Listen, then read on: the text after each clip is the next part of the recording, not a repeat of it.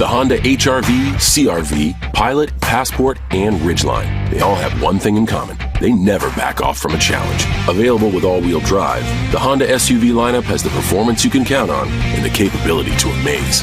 It's no wonder Kelley Blue Book's KBB.com named Honda the 2022 Best Value Brand. CMA's Honda of Winchester, 3985 Valley Pike. CMA, moving lives forward. Based on 2022 brand image awards from Kelley Blue Book, visit KBB.com for more information. There's a local family moving in our territory. What do you want from me? Taste it. It's really good.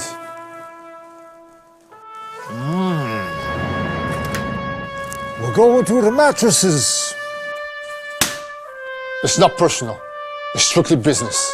Leave the guns. Take the pizza. Rock's, now serving hot, fresh pizza to die for. Ow, that really hurt. Happiness grows here.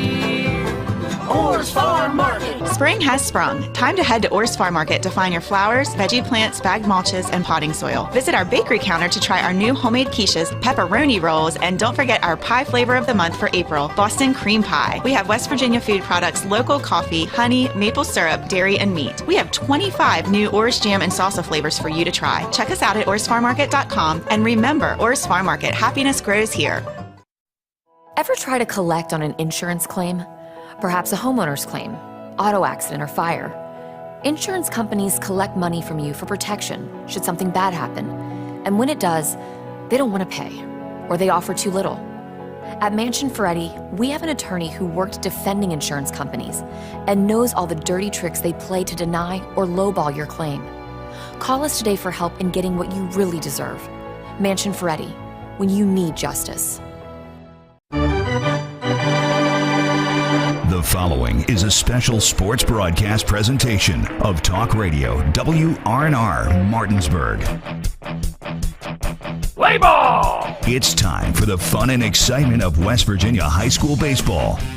Today's game is being brought to you by Parsons Ford of Martinsburg, The Skinner Law Firm, Laddie's, Trips Flooring, Jambo Construction and Fencing, the Mirius Group of Financial Advisors, Smallwood and Small Insurance, CMA Honda of Winchester, Bechtel Jewelers, Cody's Auto Body, Rock's Local Markets, CMA Toyota Chevrolet of Martinsburg, Orsini's Home Store, Farmers and Mechanics Insurance Companies, WVU Medicine Berkeley and Jefferson Medical Centers, the Mansion Ferretti Law Firm, and by Hagerstown Ford.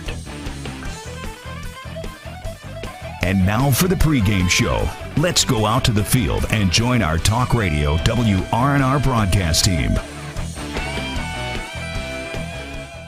Thank you. Should be good. Hello, friends, and welcome to Mike Johnson Park here in historic Mike Johnson Park in Georgetown, South Carolina. Spencer Dupuis, Trip Tobin, Nick Verzolini, happy to have you with us here as we begin the Mingo Bay Classic. Martinsburg taking on Archbishop Molloy out of New York, and just getting some late pronunciations there, Trip, and should be a good one today. And it's a nice day to start the Mingo Bay Classic. Yeah, looking at the weather, so 62, but said now it feels like it's about 79 or 80, so sunshine, a beautiful day. And looking at this Archbishop Molloy roster, you're looking at about 7 kids committed to play college, 5 of them in the lineup here today, including the leadoff guy, Patrick Asarno, the shortstop, going to University of Albany. And, so we look for a really good game, a really good challenge for our Martinsburg Bulldogs. Nick, thoughts so far here? Well, yeah, it's a real nice day. Some good teams certainly in this tournament. We saw the competition levels last year. So it's a great opportunity for these EPAC teams to play some good competitions, get some different pitching, different players that you're not going to see the rest of the season, but guys that will help you prepare for maybe what you'll see in the state tournament if you're fortunate enough to get down there. So overall, I think we got a lot of great matchups for the EPAC schools, and then to get to play in some different ballparks like historic Mike Johnson Park, which we're at here today. Just a really cool park to play at. and I think that sets up for a lot of interesting, and makes it a really fun experience for these kids to come down here and spend some time not only playing some great baseball, but some great bonding as well. Yeah, and Nick, you mentioned historic Mike Johnson Park. Last year we were here for Martinsburg's game against Georgetown in the, semifinals, you'd call it, on that Friday. And, Georgetown ended up coming out the win, but we were able to be in the press box for that one. Unfortunately, we're not in the press box this year, but at least for this game, we got a good place to be. We're right next to the Martinsburg dugout, so we can, hear things from them and maybe even talk to Coach Byler or maybe Coach Zarnecki during the game, see if we can do that. We're right here along the first baseline. Not a bad place to view a game, and Colin out there on camera today. Shout out Colin McLaughlin running camera. Shout out Dylan Bishop back in the studio for us all week long. Colin's got a nice perch out there in the center field bleachers that is usually, I think they use this for a youth football league as well in the fall. That's a beautiful park. Has a little bit of a polo green field to it, stadium seating. You can tell they take a really take a lot of care of this field.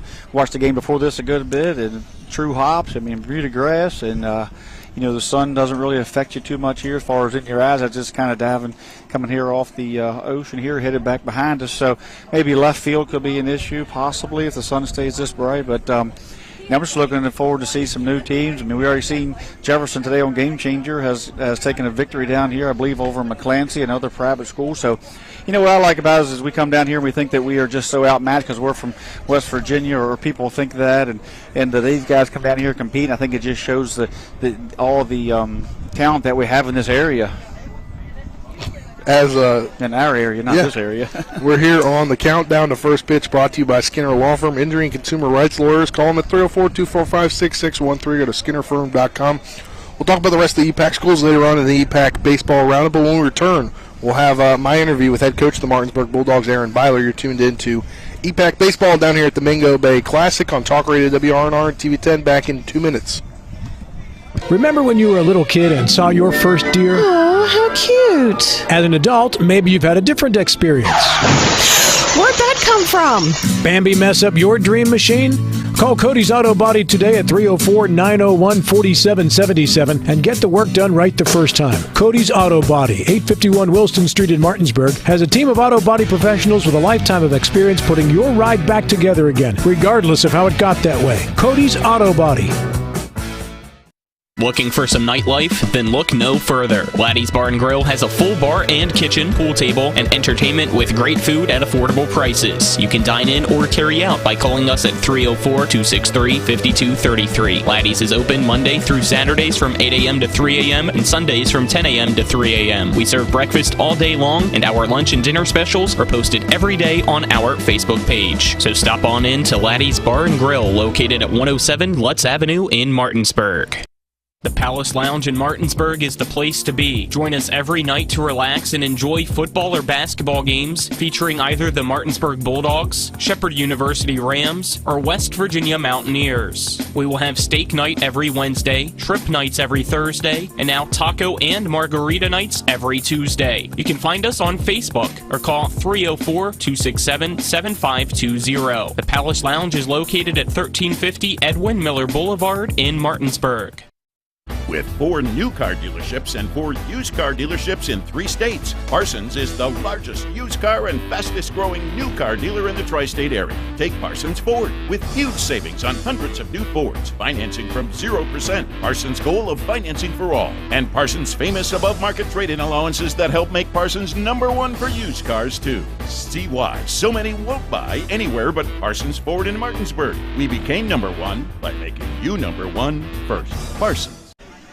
Welcome back to historic Mike Johnson Park here in Georgetown, South Carolina. First game of the Bingo Bay Classic, broadcasting here on TV 10, Talk Radio WRNR, WRNR TV on YouTube. Spencer Boy, Trip Tobin, Nick Verzolini, happy to have you with us. Cameraman this afternoon is Colin McLaughlin out in the center field bleachers. Back in the studio, he'll be with us all week in the studio, Dylan Bishop. It's time for the coaches' interviews, brought to you by Laddie's Bar and Grill, located at 107 Lutz Avenue in Martinsburg. If you're looking for some fun nightlife and great food at affordable prices, then dine in at Laddie's or carry out by calling them at 304-263-5233. Here I caught up with head coach of the Martinsburg Bulldogs, Aaron Byler, just a little while ago. We're joined by head coach of the Martinsburg Bulldogs down at the Mingo Bay Classic, Coach Aaron Byler. And Coach, first game, it'll be against a team out in New York, a private school. And what do you know about them, if any? I just know they're historically a very good program from New York, big academy. I think they, doing a little bit of homework I did on them, I think they got a couple, more than a couple guys going to play college baseball. It's their record, I think, is 2-2, so they haven't played a whole lot of games yet. But just looking at them as much as I could on Twitter and Instagram and all that kind of stuff, they look to play the part. And first game of the Mingo Bay Classic, you're lucky enough that you get to play your 3 scheduled games at one park. Do you think that helps, if any? I don't know if it helps or not. I guess it helps as far as the routine, because you know where you're going, and you're not, when you come here, you're not looking for where you're supposed to be or what, so you get to come here, the kids know directly where to report, where to hit, what time to hit. It's a little bit of a drive for us, but it's a nice place. We like it here. Oviedo on the mound for you guys today. What do you like from him? Oh, Oviedo's just steady, doesn't get too high, doesn't get too low. Hopefully he'll throw a lot of strikes. Gonna have to have his off-speed pitches working for him if we're gonna be successful, because I think these guys can swing it pretty good. Looking at the lineup, you have Murphy back in there at right field. It seems to get some run at that here of late. What have you liked from him? He just put the ball in play. He didn't strike out. He had 5 RBIs on Saturday, so he got his opportunity. He made the most of it, so he's in there today, and we'll see where it goes. All right, thanks, Coach. Best of luck. Thanks, Spencer. That was head coach of the Martinsburg Bulldogs, head coach Aaron Byler, and those were your Laddie's Bar and Grill coaches' interviews. We'll step aside for a 2-minute break. On the other side of this break, we'll break things down here as we get ever so closer to first pitch. They do have the sprinklers on. I don't know if that's just to wet the field down or what, but we'll be back after this 2-minute break. You're tuned in to the Mingo Bay Classic on Talk Radio WRNR and TV 10. Hi, Crescia Hornby here. Larry DeMarco, broker of Modern Realty Results, believes he has some of the best real estate agents in the Eastern Panhandle. Agents at Modern Realty Results have years of experience and knowledge of the local real estate market. Agents within the office work as a team to provide quality customer service. We strive to always ensure client satisfaction through handling every transaction with honesty and integrity, all while offering competitive rates. Modern Realty Results is veteran-owned and managed. Please call us at 262-4222, modernrealtyresults.com. Not sure where to go or who to trust with your flooring project? And start with Trips Flooring, proudly serving the area for more than 25 years, specializing in floor sanding and refinishing, along with installation of new flooring, including hardwood, tile, vinyl, laminate, carpet, and the hottest trend in flooring, luxury vinyl, tile, and luxury vinyl plank. Are you on a budget? Check out their warehouse, cash and carry, or call 304-229-7009, or visit them online at tripsfloorsanding.com. With 4 new car dealerships and 4 used car dealerships in 3 states, Parsons is the largest used car and fastest growing new car dealer in the tri-state area. Take Parsons Ford with huge savings on hundreds of new Fords, financing from 0%, Parsons' goal of financing for all, and Parsons' famous above-market trade-in allowances that help make Parsons #1 for used cars too. See why so many won't buy anywhere but Parsons Ford in Martinsburg. We became #1 by making you #1 first. Parsons. Jambo Construction and Fencing Company, LLC, is a veteran-owned and operated company right here in the Eastern Panhandle of West Virginia that specializes in decks, fencing, and hardscaping. Find us on Facebook at Jambo Construction and Fencing to see more of the projects we've completed. For a free estimate, you can call Bo Bartley at 304-268-5452 or Jamie Gall at 304-279-5053. We are licensed and insured in the state of West Virginia, and as Martinsburg alums, we say, go Bulldogs.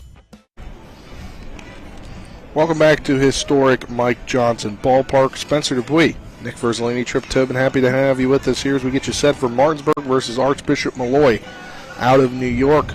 Back in Martinsburg on TV 10, you can tune in as well as Talk Radio WRNR 106.5 FM AM 740, streaming live on talkradiowrnr.com as well as WRNR TV on YouTube. It's time for the EPAC Baseball Roundup. Brought to you by Jambo Construction and Fencing, LLC, a veteran-owned company that specializes in decks, fencing, and hardscaping. For a free estimate, you can call Bo Bartley at 304-268-5452. We'll start with the game that Tripp mentioned earlier as Jefferson took on McClancy, I believe, this afternoon. It was at Myrtle Beach High School, if I remember correctly. They got the 3-1 victory And Cole Lewis went 3 for 4 at the plate. An RBI coming from Ryan Kelly, Caleb Fletcher. Those were the 2 RBIs out of the 3 runs scored. Riley Morgan went 5 1/3 innings, 5 hits, 1 run, 1 earned, 2 walks, 3 strikeouts. Caleb Fletcher went 2/3 of an inning, allowing a hit, 2 walks, 1 strikeout. Ryan Kelly came in to get the save as Morgan got the win. It was 1 inning of no-hit baseball. Riley Morgan went 92 pitches, and Jefferson got the win. They sit at 8-3 right now. They'll take on Waccamaw tomorrow night at 5:30, and then on Thursday we'll have their game against High Point Christian. That's at Myrtle Beach High School. But Tripp, Coach John Lowry Sr. getting ever so closer to 1,400 career victories. They didn't get it today? I thought it was today. I thought it was 2 more. Well, if not, it was either today or it's the next one. So, yeah, I mean, 1,400 victories. Think of that. It's just phenomenal. I mean, if you coach for 20 years and won 20 games, you'd get the 1,400. Or, yeah, if you coach for 70 years and won 20 games a year, that would get you to 1,400 if that puts it into perspective. Yeah, it really does put it into perspective. But the Cougars, they're turning things around from where they were earlier. Haven't been really in EPAC play much, except for they got the 10-3 victory over at Spring Mills back on the 4th. A 5-0 victory over Washington, but they fell in EPAC play to Musselman and Hedgesville along with Martinsburg earlier in the year. They got quite a few EPAC games coming up, but they're on the road a lot over the next couple of weeks as they'll go to Hampshire, Greenbrier East. While at Greenbrier East, they'll play Spring Valley, play Greenbrier East again, and they'll have a lot of away games this year just the way the ball bounced for them. They'll be road warriors. Yeah, I mean, we knew from the beginning just like when Musselman came off to a slow start, we knew that Musselman was going to rebound to that staff. We assumed, and then Jefferson, not offensively, the team that we come to know each year. We knew that that coaching staff down there and those guys would make the adjustments, and they were going to be a competitive baseball team. They got pitching down there. Riley Morgan today is doing an extremely good job, and they've got Fletcher and Daquan Shipe, and they've got enough guys that can really put a hurt into you in a sectional regional championship. So I expect those guys to be there again and to clean up some of those weaknesses that showed up early in the season. And you can see right here, they come down here and take it to a private school, and McClancy's a really good team, and Jefferson comes out and does what they have to do. Yeah. Moving on to Hedgesville, they're currently leading 8-0, top of the 7th inning against Concord Academy out of North Carolina. Braylon Connor having a day, 3 for 3, 2 runs scored, a walk, and RBI. On RBI also coming from Brett Pedersen in hit on the day as well. Lane DeLauder 2 for 3 at the plate. Noah Brown, Chris French, Landon Pence, they all scored a run, and this one is a home run from Brett Pedersen. Jackson Ruess, 4 innings today, went 54 pitches, giving up just 1 hit, striking out 6. Gage Gano has come in for the final 2 innings. I believe he'll maybe go for that 3rd inning in the bottom of the 7th inning. He has 2 strikeouts, no hits allowed. Nick Hedgesville about to improve to 11-4 on the season, take on Princeton tomorrow, 12:30. We'll have that game for everyone to watch and listen to, but a big win to open things up with a home run from Brett Pedersen. Yeah, it's a Hedgesville team that has played really good baseball as of late. Did have that loss, to Martinsburg in a competitive game the other day, but they've been bouncing back from that. So, I mean, they're certainly a very talented team. I'm not too surprised that they came down here and came out with a pretty good win to begin things. So, I think Pedersen, he's added another piece to that lineup, and they have good pitching as well, and they've had good hitting all year. So that's been an impressive part of that Hedgesville team, and they found ways to win games in many different ways, or I guess in many different results. So they're definitely a talented team, and been fun to watch them play this year. It really has. And moving on to Washington, they're going to take on Waccamaw tonight. 5:30 is the scheduled first pitch. Depending on how things go in this game, it's not looking great. It's 3:02 for a scheduled 3 p.m. first pitch here. We're going to try to get there and get in the rest of them, try to join that game in progress. But they're going to go tonight at 5:30. They'll take on McClancy tomorrow at 12:30, and then we'll have their game for sure on Thursday. Full game action against Georgetown right here. They'll be right next to us once again as Georgetown, the home team, will have the home team dugout. But looking that would be Bulldogs versus Bulldogs. Well, no, I was talking. That was Washington. Oh, sorry about that. Tomorrow, yeah. Martinsburg takes on Georgetown. We'll be here for that game as well. But Musselman in action today. They're going to take on Madonna up in Weirton as they begin their trip. They'll take on Tyler Consolidated, who went 4-0 at this tournament last week for week 1 of the tournament. They'll take on them tomorrow for a doubleheader. Ripley on Thursday. Come back down, come home Friday for a game against Hampshire as they have a busy week up in West Virginia. And Spring Mills, they're off until Thursday. But the teams up there, as Spring Mills will take on Petersburg Thursday, at Greenbrier Friday, at Hurricane Saturday, and then play John Marshall at Hurricane on Saturday. There's going to be no IO here, so they're going to get a quick start. I'm not sure I see the umpires coming on if we're going to get the lineups in, but there's not going to be any banner or anything, Star Spangled Banner, as they've done that to start the tournament. So I think they're going to get moving pretty quick. All right, well, let's step aside for a 2-minute break. When we come back, we'll have starting lineups and first pitch. You're tuned in to the Mingo Bay Classic right here on Talk Radio WRNR TV 10. Back in 2 minutes to get things started. I pre-planned my funeral to make it easier on my family. They were relieved to know I'll get just what I want. My family actually thanked me for taking matters into my own hands. Turns out having this awkward conversation wasn't awkward at all. Pre-planning is my choice. There are certain things about me my family may not know. Now they won't need to guess. The choices are yours. The peace of mind is theirs. Pre-plan your funeral with Brown Funeral Homes and everything will be taken care of. Find out more online at brownfuneralhomeswv.com. Brown Funeral Homes, here for you.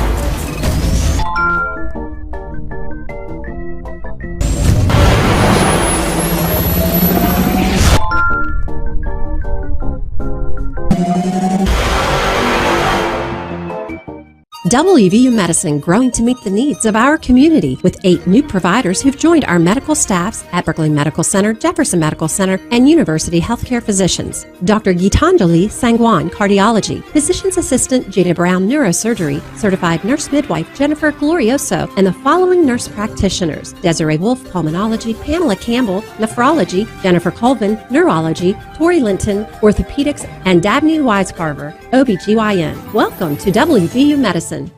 With 4 new car dealerships and 4 used car dealerships in 3 states, Parsons is the largest used car and fastest growing new car dealer in the tri-state area. Take Parsons Ford with huge savings on hundreds of new Fords, financing from 0%, Parsons' goal of financing for all, and Parsons' famous above-market trade-in allowances that help make Parsons #1 for used cars too. See why so many won't buy anywhere but Parsons Ford in Martinsburg. We became #1 by making you #1 first. Parsons. Welcome back here as we get you set for first pitch. We'll get you starting lineups. Those are brought to you by Trips Flooring. Not sure where to go to who to trust with your flooring needs? Call Trips Flooring at 304-229-7009 or online at tripsfloorsanding.com. Trip, you got the lineup for, the home team today in Archbishop Molloy, the Stanners. Mm-hmm. Yeah, the Stanners. For leading off for the Stanners, #1, Patrick DeSarno, the shortstop. Batting second, #24, Stefano Yazzo, playing center field. Batting third, #24, Joseph Frazetta, playing third base. Doing the cleanup, #12, Sean Stoney, who's also pitching. Batting fifth, #45, Sebastian Sanchez, first baseman tonight in tonight's contest.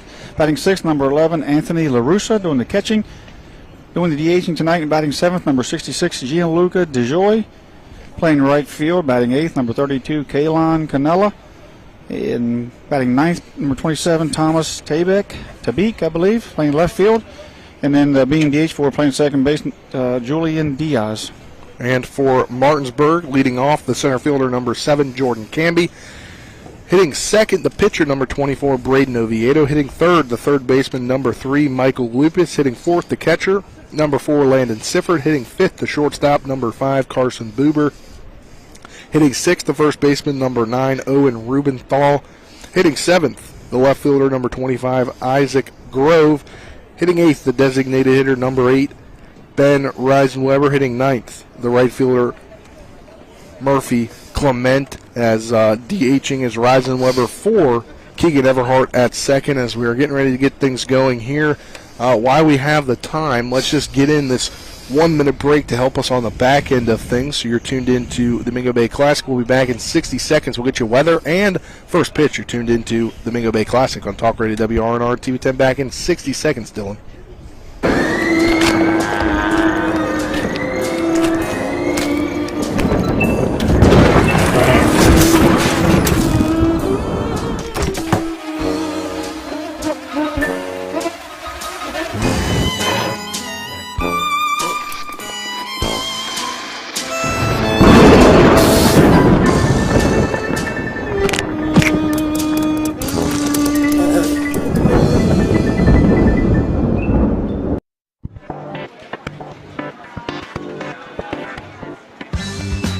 Laura.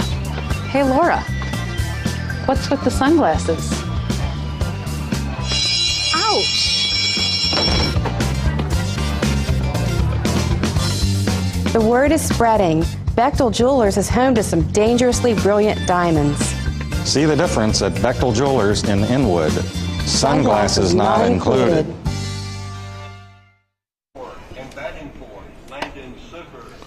Welcome back here to historic Mike Johnson Park as we get you set for things here between Archbishop Molloy out of New York and the Martinsburg Bulldogs. Spencer Dupuis, Trip Tobin, happy to have you with us along with Nick Verzolini. Running camera is Colin McLaughlin out in the center field bleachers. Back in the studio is Dylan Stone doing a great job as always. Which of the weather? That is brought to you by CMA's Toyota of Martinsburg. CMA's Toyota of Martinsburg on a Foxcroft Avenue is home to the lifetime limited powertrain warranty with every new vehicle they sell at no additional cost to you. Here in Georgetown, it is a sunny 70 degrees with wind gusts up to 11 miles an hour. As things are going to go, maybe by 5 it will get down to 69, 67 degrees by 6. But it's a great sunny day here in Georgetown, South Carolina. Dylan Bishop back in the studio. Let's get things going here, guys. Are they doing the anthem? They're not going to do the anthem. They're going to do They are going to just, I guess, announce the teams and let them say their names, I assume. But they're all standing on the line. But Martinsburg's coming back off the line, so I don't know what they're going to do. You get these tournaments, you get these shotgun starts. Things move pretty quick. They generally have the anthem, do a star-spangled banner there before the first game, and then let it go throughout the day. But Martinsburg will be the home team, the away team, so they will bat first. As they're within reaching distance. They're right here beside us on the right-hand side. So, the guys on deck will be right dead in front of us here. So it'll be a fun game, and we'll be able to not only see the game from the a view of the game, but we're going to deal with some of the emotions to be able to look. And you generally in the press box, you look down, you can only kind of guess what's going on in the dugout. But we're close enough now that we're going to be able to figure it out and see. I think we're going to be able to see, some of the coaching that goes on here, see some of the emotion that goes on here, and they look like they're in a good mood, and team chemistry here. Jordan Canby right in front of us, getting ready to lead things off today. As now you were talking about that EPAC roundup at Hedgesville, but the difference between Hedgesville this year and last year is their offense. They are just putting up runs. But I think also you have Lane DeLauder another year pitching in the system. You have Jackson Ruest, a senior. You just have guys that have more experience. Is what my point is in the pitching. Is there's more experience. Definitely. I'm not saying anything against them. I'm just saying that their biggest improvement area has been their offense. They did improve in all those areas, and they will improve. Pitchers with more innings, but. I think if you say, their pitching was a B+ last year, moved up to a B or an A- this year, they have seriously turned their offense into something that's, it's pretty tough. The tough offense, the tough guys to get out. Trip, you got a reading on Stoney early, you think? We'll get a reading on him here shortly. You have the radar gun with you today, so he's bringing it pretty good. Yeah, just looking at that first pitch off the mound here, the warm-up pitch, it seemed. It's coming in fast, that's for darn sure. He definitely throws downhill. Young man's got, got good arm action. He's going from the stretch a little bit and gets you downhill quick. And he's going to be a tough match here for Martinsburg. But they've seen some good pitching. I think like when they talked about going to Allegheny and seeing the young man, Mr. Madden up there, who threw the ball really hard, and I think that's a testament to them that they can handle that type of pitching. And I think it played into their hands the night that they had to play Hedgesville a couple days later with Lane DeLauder. The velocity didn't spook them much, so hopefully they'll take that, the velocity of Madden from Allegheny and the velocity from Lane DeLauder and be able to compete here tonight against Mr. Stoney here from Archbishop. All right, first pitch coming up momentarily. First pitch brought to you by CMA Chevrolet of Martinsburg on Foxcroft Avenue. Make your way to CMA Chevy of Martinsburg on Foxcroft Avenue for quality vehicles, a friendly team, and professional service at every step of the way. Chevy, find new roads. First pitch from Mike Johnson Park coming up here. First pitch in there for a called strike at 3:13 as game first pitch being thrown out at 3:13 p.m. here. It was a strike as Canby tried to bunt but pulled it back. Second pitch in there, contact over to the second baseman. He's going to throw over at first, and he's going to be safe as the ball goes over. Or as, Sanchez has to extend his arm up and his whole body up. So it's you're going to rule that a single? No, it's an error on shortstop. Canby first pitch, wears around the bunt, just see how defense is going to react. Gives Coach Ballard a read on the defense there, make sure that those guys run the game, but also draws the defense in, sees what the pitcher is going to do. But ultimately, he got on base with the second pitch with his speed, hit the ball up the middle, and he forced the shortstop to make a quick throw. He threw it high, and Canby beats it out. The fake bunt first pitch a lot of times just shows the defense they're going to run and also draws those guys in, makes them respect the bunt, gives you a few more holes to hit through as Canby likes to put the ball on the ground as he did there and run it out.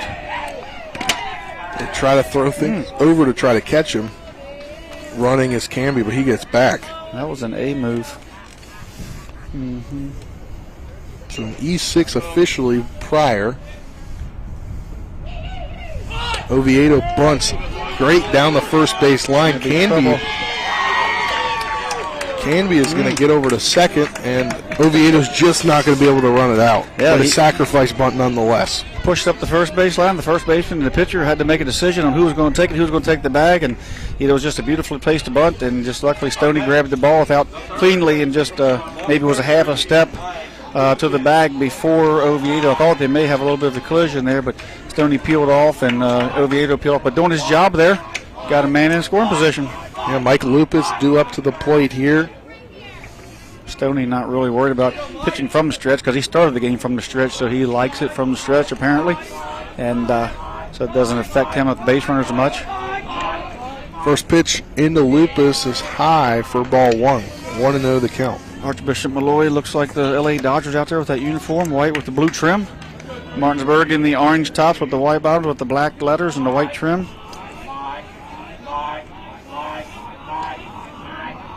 Stoney winds and delivers in there for called strike one, brings the count to 1-1. Here on this beautiful afternoon from historic Mike Johnson Park in Georgetown, South Carolina, here on the first day of the Mingo Bay Classic.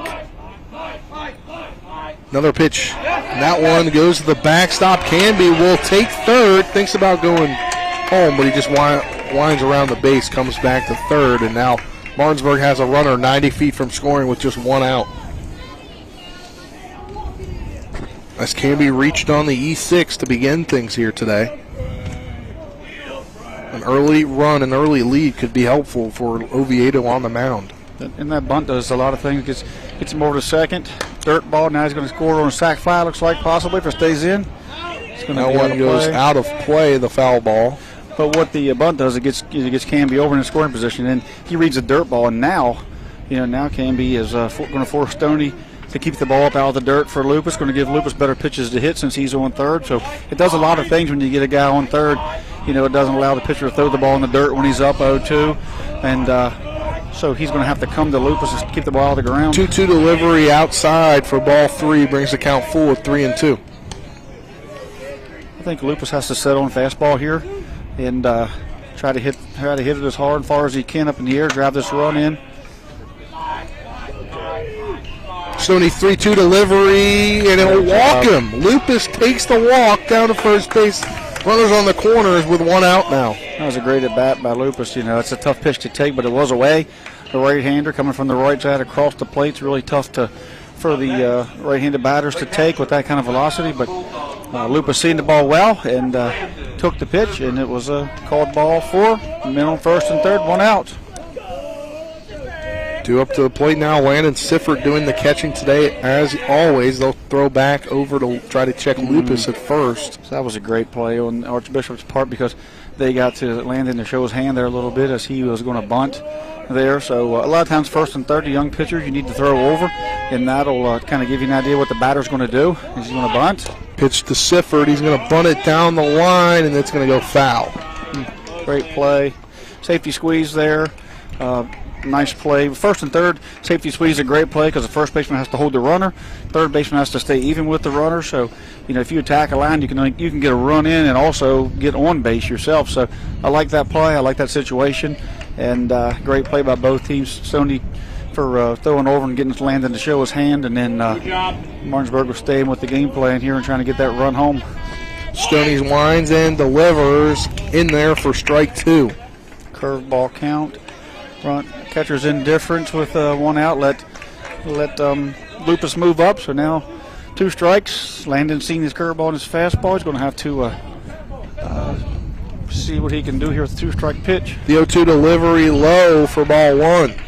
Now 1-2 is the count with the runners on the corners and 1 out here in the top of the first inning. Martinsburg looking to get on Archbishop Molloy early.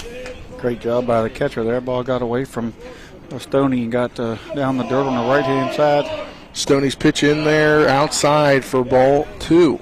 I think Martinsburg's going to hit this velocity today. If Stoney can, certainly if he doesn't have his location any better, they're seeing the ball well. I think they're going to have a good offensive day here, and unless Stoney settles in and is able to hit spots.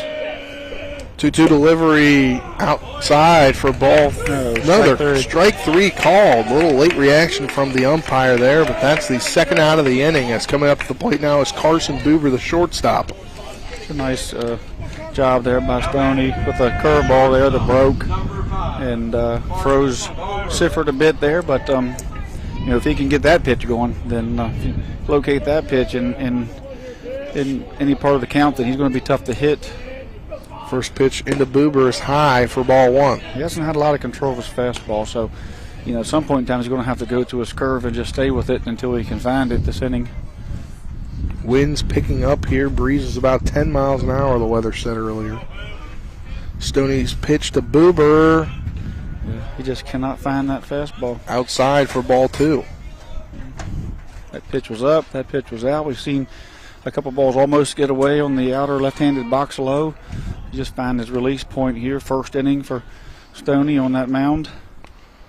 The 2-0 delivery from Stoney. That one hit on back up the middle. It's going in. Camby's going to come around and score. Martinsburg leads 1-0. Lupus is going to score at the plate. No, he's out at the plate. Lupus gets tagged at the plate, but Martinsburg leads 1-0 here.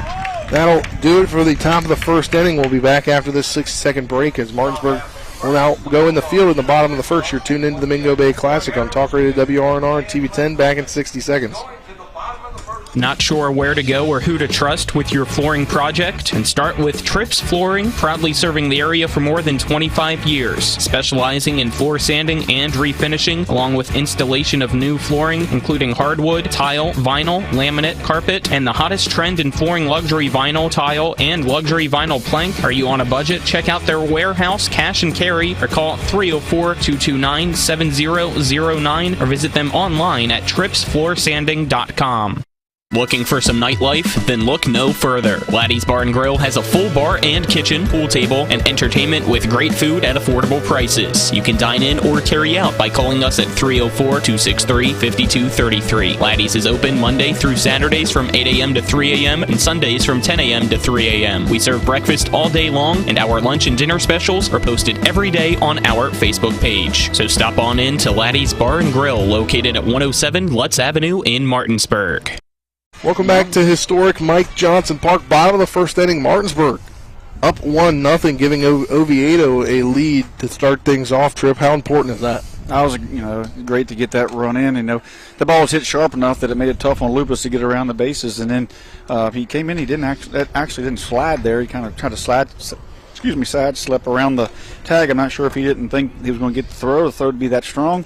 And I don't know. I can't say it, but I don't know if the one that guy or Canby was there telling him to get down either. So either way, you got to get dirty there, I think, and it can go on the runner, on that guy or the guy that crossed in front of him. But not saying he would have been safe there, but certainly the umpire gives you the benefit of the doubt a little bit more if you get dirty there. So, but I think credit it to the strong arm from center field. I don't think anybody thought that young man was going to make that kind of a throw home, and it was a strike from center field, and it got Lupus by a step. But Martinsburg gets on the board with a hit there, a real big 2-out hit by Buber, right back up the middle, hit it solidly, and I think Martinsburg sees, they got a shot here. That first run says, hey, we're in this thing. We can beat this private school, and we can hit this guy and take what he gives us. So credit Martinsburg for taking the walks and the errors and getting runners around the bunts and doing what they have to do to get ahead. And they are here as Oviedo threw his final warm-up pitch. As Patrick DeSarno, and he is a Albany commit. Is that what we heard? University of Albany, yeah. University of Albany commit, Patrick DeSarno, the shortstop. We believe his dad is the head coach, correct? Christopher DeSarno? I don't know if he's his dad, but they certainly have the same last name. Yeah. Yeah, they're head coached by Christopher DeSarno, assistant coach Stephanie Stoiano, and pitching coach Stu Pomeranz. And the assistant coach Stephanie is a female. She was in there throwing batting practice prior to the game, and the young lady was right in there with the guys getting it done. Called strike one there on the second pitch, brings the count to 1-1, and females in the baseball game is becoming huge. I know there's a former Marshall softball player in the Cubs organization as a big coach down there, and the Yankees, I believe, have one as well.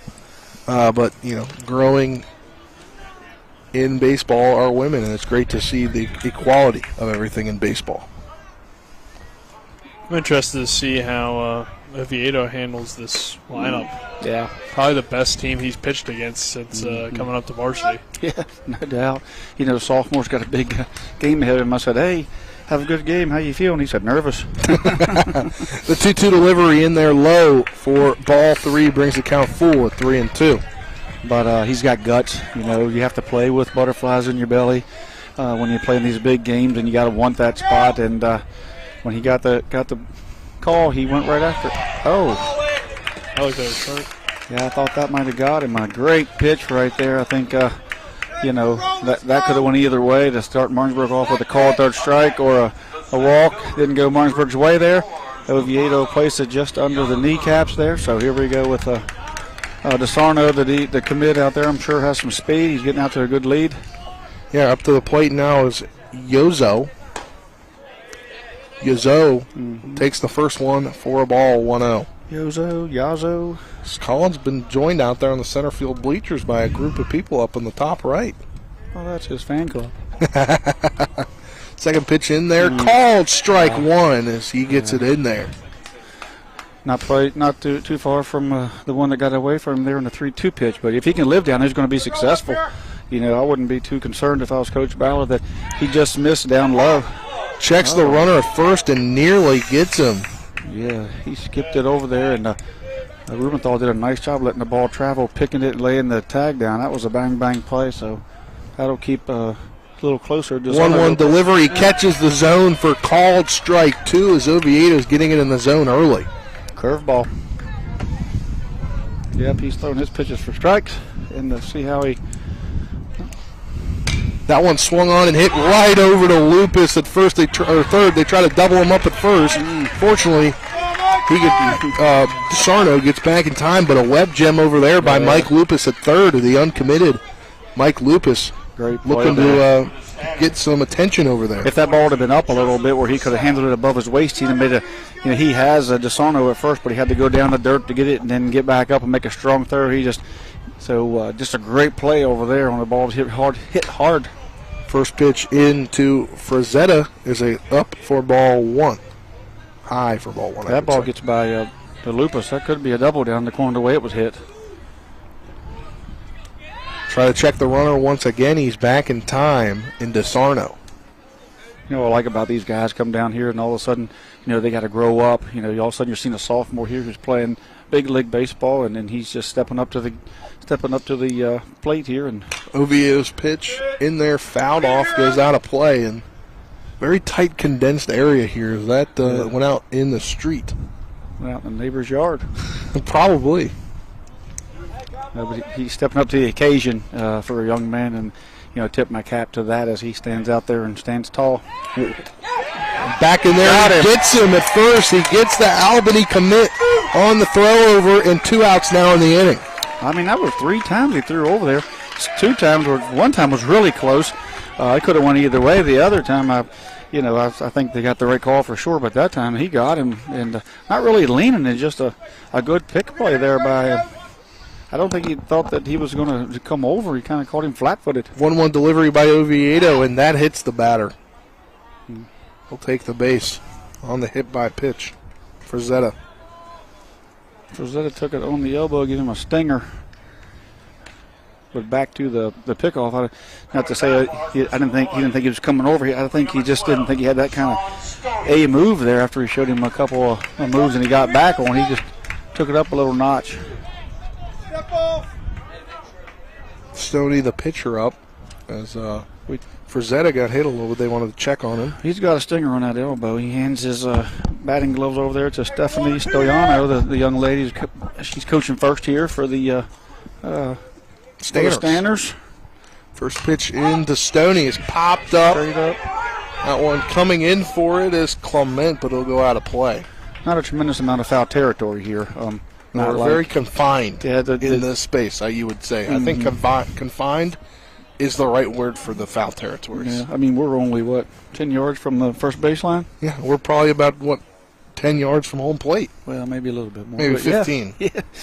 But the field cuts in there at the lines as, down the lines, it's just really no foul territory. A 1 delivery to Stoney in there for called strike 2 as Oviedo firing so far today.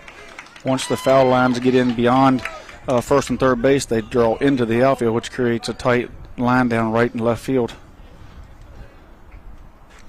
That one in there. Called strike 3, and that will end the inning on a strikeout looking for the opposing pitcher, Stoney. We'll step aside for a 60-second break. When we come back, we'll have the top of the second inning with the 6, 7, 8 batters due up for the Bulldogs. You're tuned in to the Mingo Bay Classic on Talk Radio WRNR and TV 10 back in 60 seconds. This is Eric at Hagerstown Ford. Over the last decade, the way we buy things have evolved. Now, you get on your phone, click Want It, and it shows up at your front door. At Hagerstown Ford, it is that convenient. We've changed the car buying experience on the I-81 corridor forever. And with a return policy better than Walmart, there's absolutely no reason to buy a new or used car, truck, or SUV anywhere else. Just like Amazon, Hagerstown Ford will deliver the vehicle to you, where you are, and on your time. And if you don't want it, return it. No questions asked. Why waste your time at a car dealership playing the dumb back-and-forth games? Besides, we hate it more than you do. I assure you, no dealership from Winchester, Virginia to Washington, D.C. will beat our price. No dealership from Chambersburg, Pennsylvania to Baltimore, Maryland will beat our price. And no other dealership will allow you to return it if you don't want it. Hagerstown Ford absolutely provides the best experience at the best price. Visit HagerstownFord.com to schedule your VIP experience. Click on the vehicle you want and get your new ride delivered to you at no risk. See dealer for details. Welcome back to historic Mike Johnson Park. Spencer Dupuy, Trip Tobin, Nick Verzolini, happy to have you with us. Cameraman this afternoon, Colin McLaughlin out there in the center field bleachers, and Dylan Bishop back in the studio here as we get the top of the second inning going. It will be the 6, 7, 8 batters due up. Rubenthal, Grove, and the designated hitter Rise and Weber for Martinsburg. They got out to a 1-0 lead in the top of the first inning after Carson Buber had an RBI single up the middle.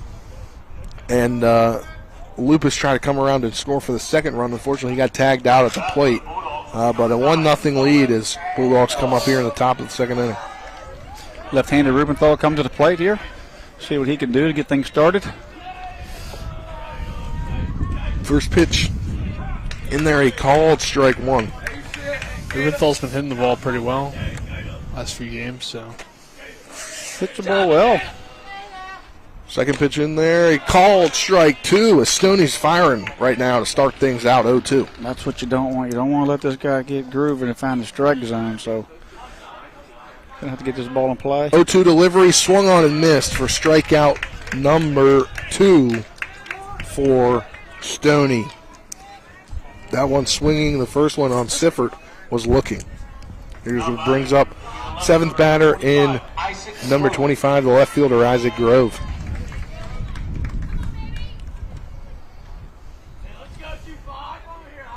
First pitch from Stoney in there for a swinging strike 1.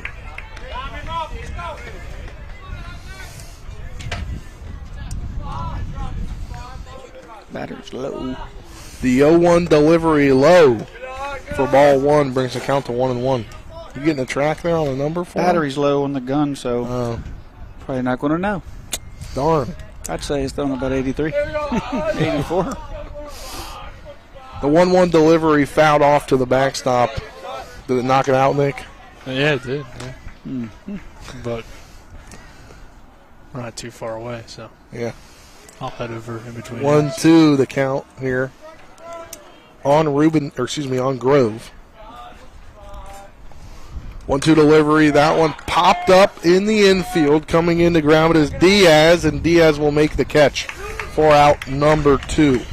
Got in on the Grove's hands there, tried to protect the plate, and just got under it there. So infield fly there to the, infield pop up to the second baseman. Martinsburg's, they need to extend this inning, at least as much as they can. Risenweber needs a good, at least quality long at bat if possible. And he swings on and misses his first pitch, which was in there, a fastball. Stoney has the ability here, looks like, to warm it up and to get in the groove. Not what we've seen in the first inning. The 0-1 delivery catches the zone for strike 2 as he is in a groove right now, as you mentioned. Yeah, he's grooving. Risenweber needs to get this ball in play here and give Martinsburg get a couple guys up this inning. Swung on and missed for strike number 3, and down go the Bulldogs 1-2-3. Led to the bottom of the inning. After this 60-second break, you're tuned into the Bingo Bay Classic on Talk Radio WRNR TV 10, back in 60 seconds. It was a quick inning. What did it take about? The Honda HR-V, CR-V, Pilot, Passport, and Ridgeline. They all have one thing in common. They never back off from a challenge. Available with all-wheel drive, the Honda SUV lineup has the performance you can count on and the capability to amaze. It's no wonder Kelley Blue Book's KBB.com named Honda the 2022 Best Value brand. CMA's Honda of Winchester, 3985 Valley Pike. CMA, moving lives forward. Based on 2022 brand image awards from Kelley Blue Book, visit KBB.com for more information. Jambo Construction and Fencing Company, LLC, is a veteran-owned and operated company right here in the Eastern Panhandle of West Virginia that specializes in decks, fencing, and hardscaping. Find us on Facebook at Jambo Construction and Fencing to see more of the projects we've completed. For a free estimate, you can call Bo Bartley at 304-268-5452 or Jamie Gall at 304-279-5053. We are licensed and insured in the state of West Virginia, and as Martinsburg alums, we say, go Bulldogs. Spencer Dupuy, Trip Tobin, Nick Verzolini, happy to have you with us. Cameraman Colin McLaughlin. You can catch him sitting down there waiting for the big inning to end, or inning to start in the center field. Bleachers back in the studio. Dylan Bishop. He's all you can see out there is that orange dot on his head. That red, he got his black shirt on, kind of blends in out there. Yeah, he really does. First pitch now into Sanchez, the first baseman. It's going to be a tough day if Ovi and Stoney can live down there hooked up with that umpire just below the knees of the ball, and tough pitch to take. And 0-1 in there for a ball high. Both guys have lived down this last inning and a half, and that's why you see this little bit of a pitcher's duel at the moment. So if they can continue to stay hooked up with the umpire and live down in the zone, they're going to be successful. 1-1 delivery, swung on and missed as Oviedo took a little bit off that pitch. Yeah. He swung out of his shoes on that one. Yeah. It's a meatball, and it just dropped off the plate there. The 1-2 delivery to Sanchez, swung on and missed for a strikeout. That's strikeout number 2 for Oviedo. Swinging down goes Sanchez. Up next, the catcher, number 11, LaRussa. Anthony LaRussa. Got a baseball name, that's for sure. Yeah, he's going to John Jay College after this year from his private school. First pitch into him is high for ball 1.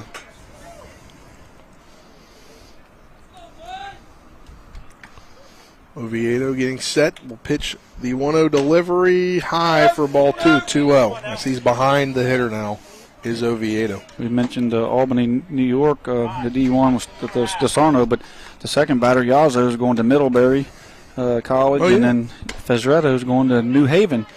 And then uncommitted uncommitted Sanchez, and then you have right now just Anthony LaRusso going to John Jay.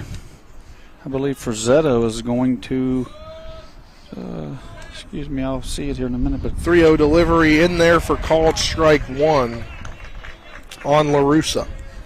1, 2, 3, 4, 6 guys are all committed to play at the next level at the moment. Pitch in there, swinging, strike two, brings the count full at 3-2. It's probably as good as we've seen Oviedo go. Throwing the ball really well, like I say, living down. And then that pitch he got up, changed his eye level. That one in there for a ball. It'll walk him. Looked like LaRusso was already coming out by the time the pitch got in there. That'll be a 6-pitch walk. Yep, the ball was in a little bit. We're going to get a runner for the catcher. Number 8, Matthew McNally. McNally is going to run. Number 66. Get a courtesy runner.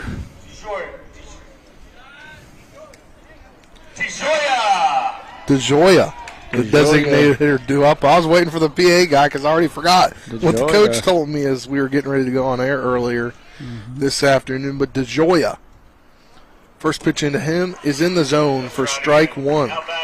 Left-handed swinger. Gianluca DeJoya. Gianluca DeJoya, the DH batting wearing number 66. They're going to throw over, and the ball comes out of the hand, and it's running towards the dugout, so it'll be a free base for LaRusso. Got away from Owen a little bit, and he skipped away. He was trying to grab it there and play the tag down. He didn't notice it until it was already rolling over towards the dugout, about halfway between. Yeah, it almost got in Martinsburg's dugout. The 0-1 delivery low for ball one. So unfortunate there for Oviedo, as these games are tight. A game of inches, and the young man got on by just a ball off the plate, and he just got the second off a ball that just skips away a little from the first baseman. 1-1 delivery, fouled off to the backstop. It's a 1-2 count now. Big swing by DeJoya. That 66 reminds you of Yasiel Puig on the Dodgers. Yeah, they got that Dodgers looked on him. He's got the stockings all the way up, blue stockings up, white shoes, and blue Nike stripe. I would presume that's probably why he is 66. He's got a nice swing. Runner on second here. The 1-2 delivery in there for a ball. Good pitch. See if he'd offer for it. DeJoya is a left-handed batter, and dead down the line's only 281, but about 30 yards to that left, it goes to 362, as this field has a little bit of an odd corner there. That one swung on and missed for a strikeout. That's strikeout number 3 for Braden Oviedo. That's the second this inning. Coming up is Canella. It's a huge out there because now you can attack the hitter, not worry as much about the batter. Of course, you can send the defense back there a little bit, try to get the ball, keep the ground ball from getting to the outfield, get dirty, get on your belly, and try to stop anything that gets through the infield is going to score them. So this allows the defense to drop all the way back and knock this ball down. The 0-1 delivery coming from Oviedo. That swung on, hit into left center field. Camping under it is Canby. He'll make the catch, and we'll head to the top of the third inning. After a fly out to center field for Canella, you're tuned into the Bingo Bay Classic on Talk Radio WRNR and TV 10. Back in 60 seconds. And the streak continues! CMA's Martinsburg dealerships continue to knock out the competition with their competitive pricing, extensive selection, and lifetime powertrain warranty. With over 450 new and used vehicles in stock and on the way, CMA won't leave you waiting on a bench. That's right, CMA's Martinsburg dealerships are once again the most valuable dealers in the area. For the strongest and deepest lineups, visit CMA's Martinsburg dealerships online at martinsburg.cmacars.com today. And good luck to all Panhandle High School student athletes.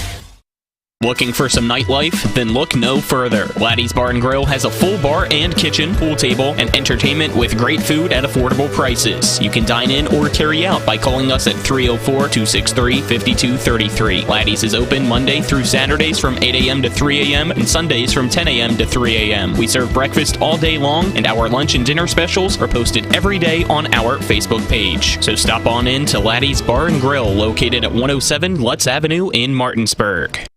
Here to historic Mike Johnson Park in Georgetown, South Carolina. Broadcast one for us at the Mingo Bay Classic. 2 games for the 4 EPAC teams already done this afternoon, as both Hedgesville and Jefferson got wins today. And Martinsburg up 1-0 here as we head to the top of the third inning. The 9-1-2 batters due up in Murphy Clement, Jordan Canby, and Braden Oviedo. Yeah, last inning Rubenthal took basically a 3-pitch strikeout. You got a lazy infield pop-up from Grove, and then a 3 or 4-pitch strikeout to Ben, and Martinsburg needs to be better than that. First pitch to Murphy Clement, he swings on and misses. We heard Coach Ballard tell him we have to be more competitive at the plate. By that he means, we got to get this ball in play. We've got to make it not take pitches early, and we just get the ball in play. You can't strike out in 2 or 3 or 4 pitches, let that guy get in a groove like that. Got to be more competitive and shorten your swings and make Molloy make some plays. The 0-2 delivery and called strike 3. That's the 4th K of the afternoon for Stoney. Second one looking. We got the headset on, but he must yell something because the batter knows he's out, and then he has a delayed animated. We'll have to get that during the break. We'll have to get that during the break from a player maybe. He gets the maybe from Reisenweber, the DH. Yeah, nobody wants you to go to and ask him how it felt to strike. That one by Canby hit into left field for a single, and Canby, after he reached on an E6 and came around to score, he now gets a clean single to left field. Yeah, that's attacking. If somebody's going to go first pitch fastball and get on top, then you're going to have to attack that and make him pay. And earlier that inning, last inning, a lot of fastballs were taken for strikes, so going to have to attack a guy now that he's found some control. Oviedo at the plate. They throw over to try and get Canby. He gets back in time. First inning, it was okay to take some pitches while he found his own, but we could tell that he'd settled in there. It was time to look for a dead red fastball early. First pitch into Oviedo's high for ball 1.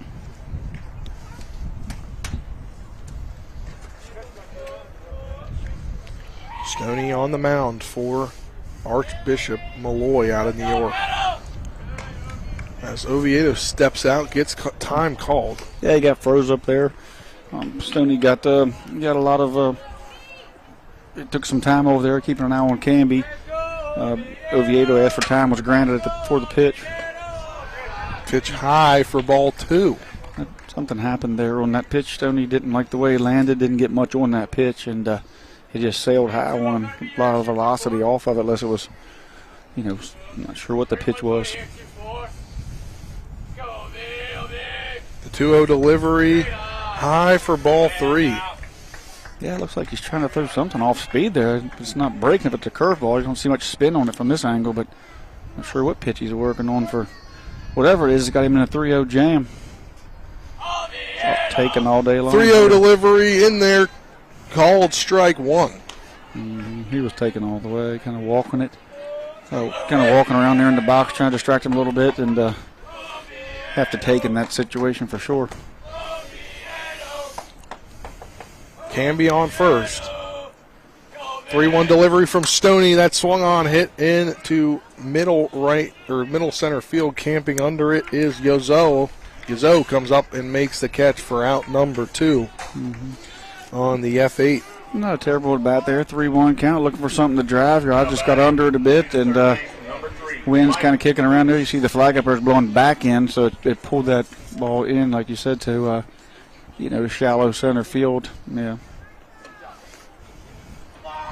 Mike Lupus due up. He had a walk and was called out at home. He gets into one into left field. Going back on it was Tabik, and Tabik makes the catch. That'll do it for the top of the third inning.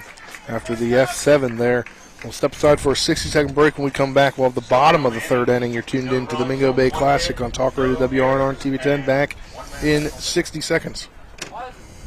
I pre-planned my funeral to make it easier on my family. They were relieved to know I'll get just what I want. My family actually thanked me for taking matters into my own hands. Turns out having this awkward conversation wasn't awkward at all. Pre-planning is my choice. There are certain things about me my family may not know. Now they won't need to guess. The choices are yours. The peace of mind is theirs. Pre-plan your funeral with Brown Funeral Homes and everything will be taken care of. Find out more online at brownfuneralhomeswv.com. Brown Funeral Homes, here for you.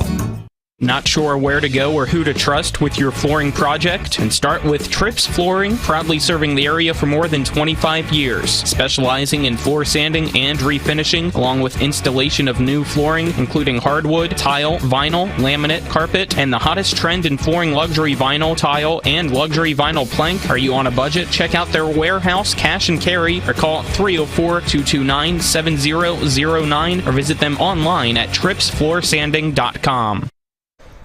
Welcome back to historic Mike Johnson Park here. Bottom of the third inning. Martinsburg on top of Archbishop Molloy 1-0. They got on them early in the first inning with an RBI single from Carson Buber. And Martinsburg up 1-0 on the mound is Braden Oviedo. And Oviedo's looked pretty good early, Trip.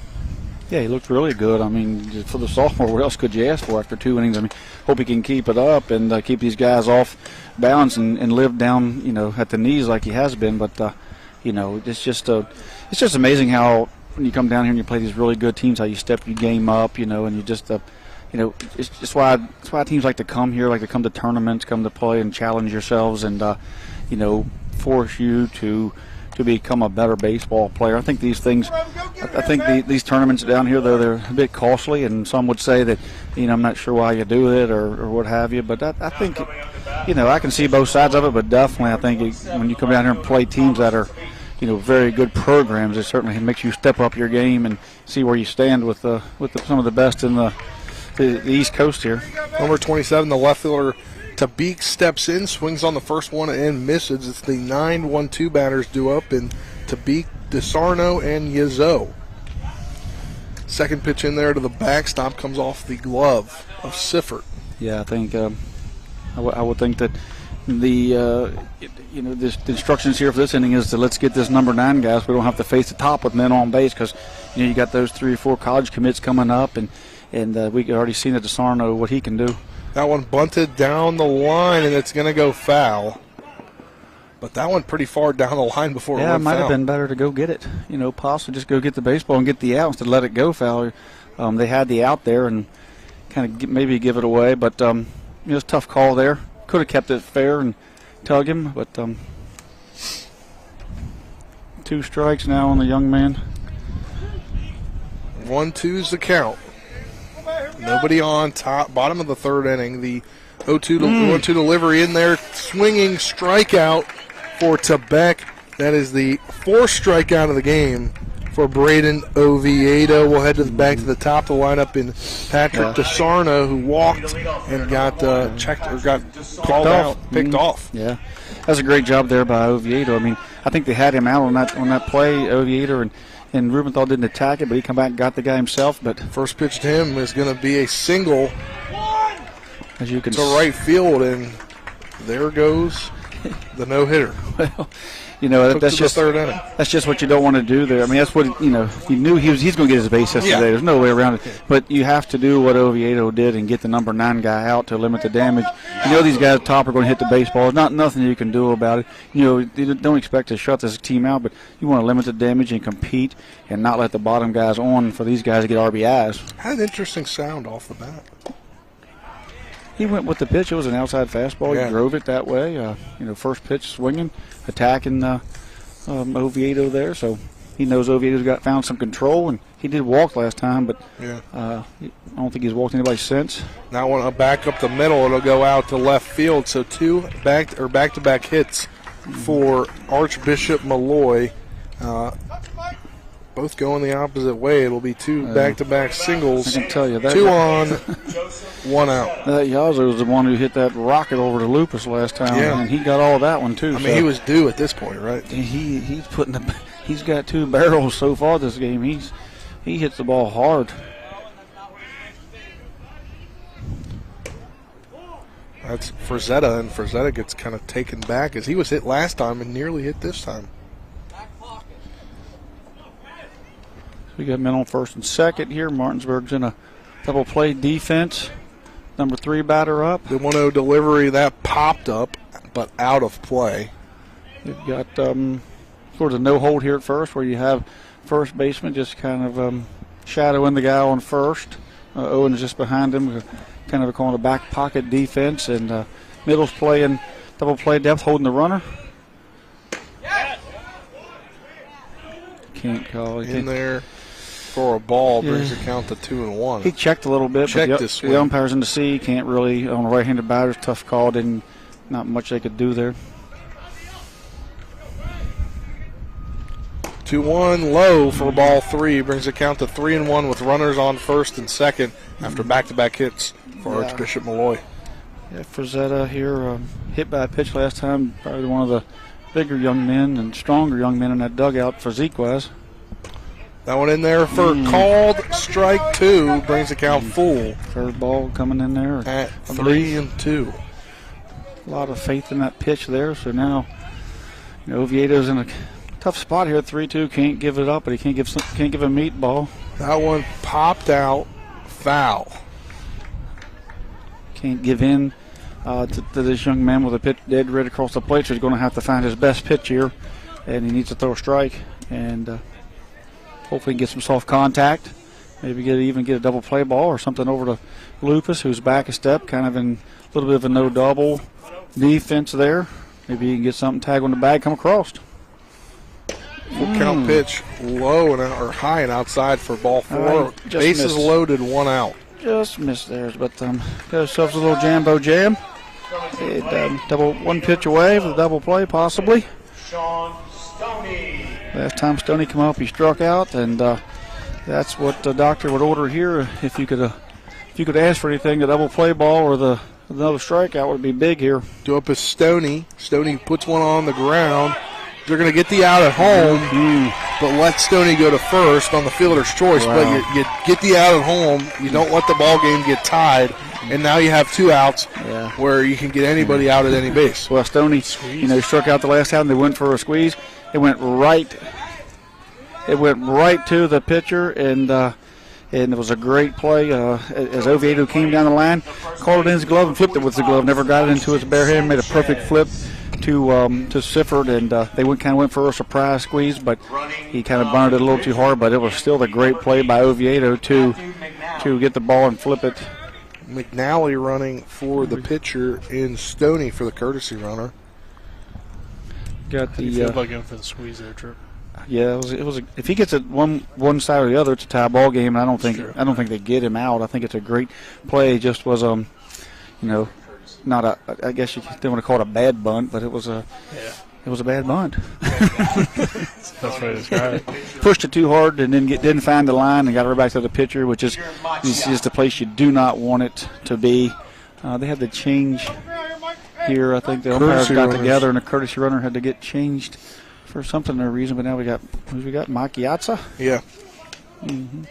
So we still got bases loaded, and Martinsburg has to dig in as they got a great play there by Oviedo and a little bit of a break that the ball didn't get down the line. I like the call. I mean, I do like the surprise call. It just didn't get it executed. Sanchez due up. First pitch in there is a ball. Some people say, why is he bunting the bases loaded? It's a force any base, but every play works if it's executed correctly, right? Yeah.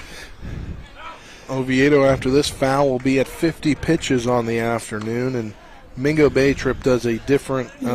They do a different pitching numbers for what you can do and come back in and play later in the week. Yeah, that's a little different here.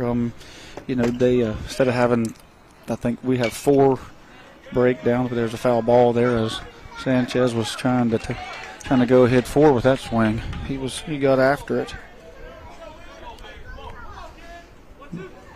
Big play here, 2 strikes. A minute ago we were 1 out, bases loaded. And now we're 2 outs, bases loaded with 2 strikes. 1-2 delivery on with Oviedo. Called strike 3. Oviedo gets out of the jambo jam. Will head to the top of the fourth inning with Martinsburg on top 1-0. You're tuned into Domingo Bay Classic on Talk Radio WRNR and TV 10. Back in 60 seconds.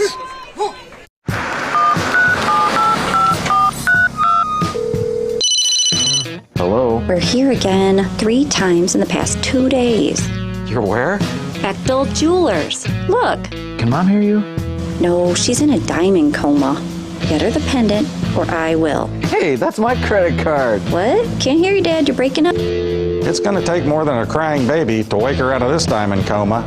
You're going to need a mega dose of jewelry from Bechtel Jewelers.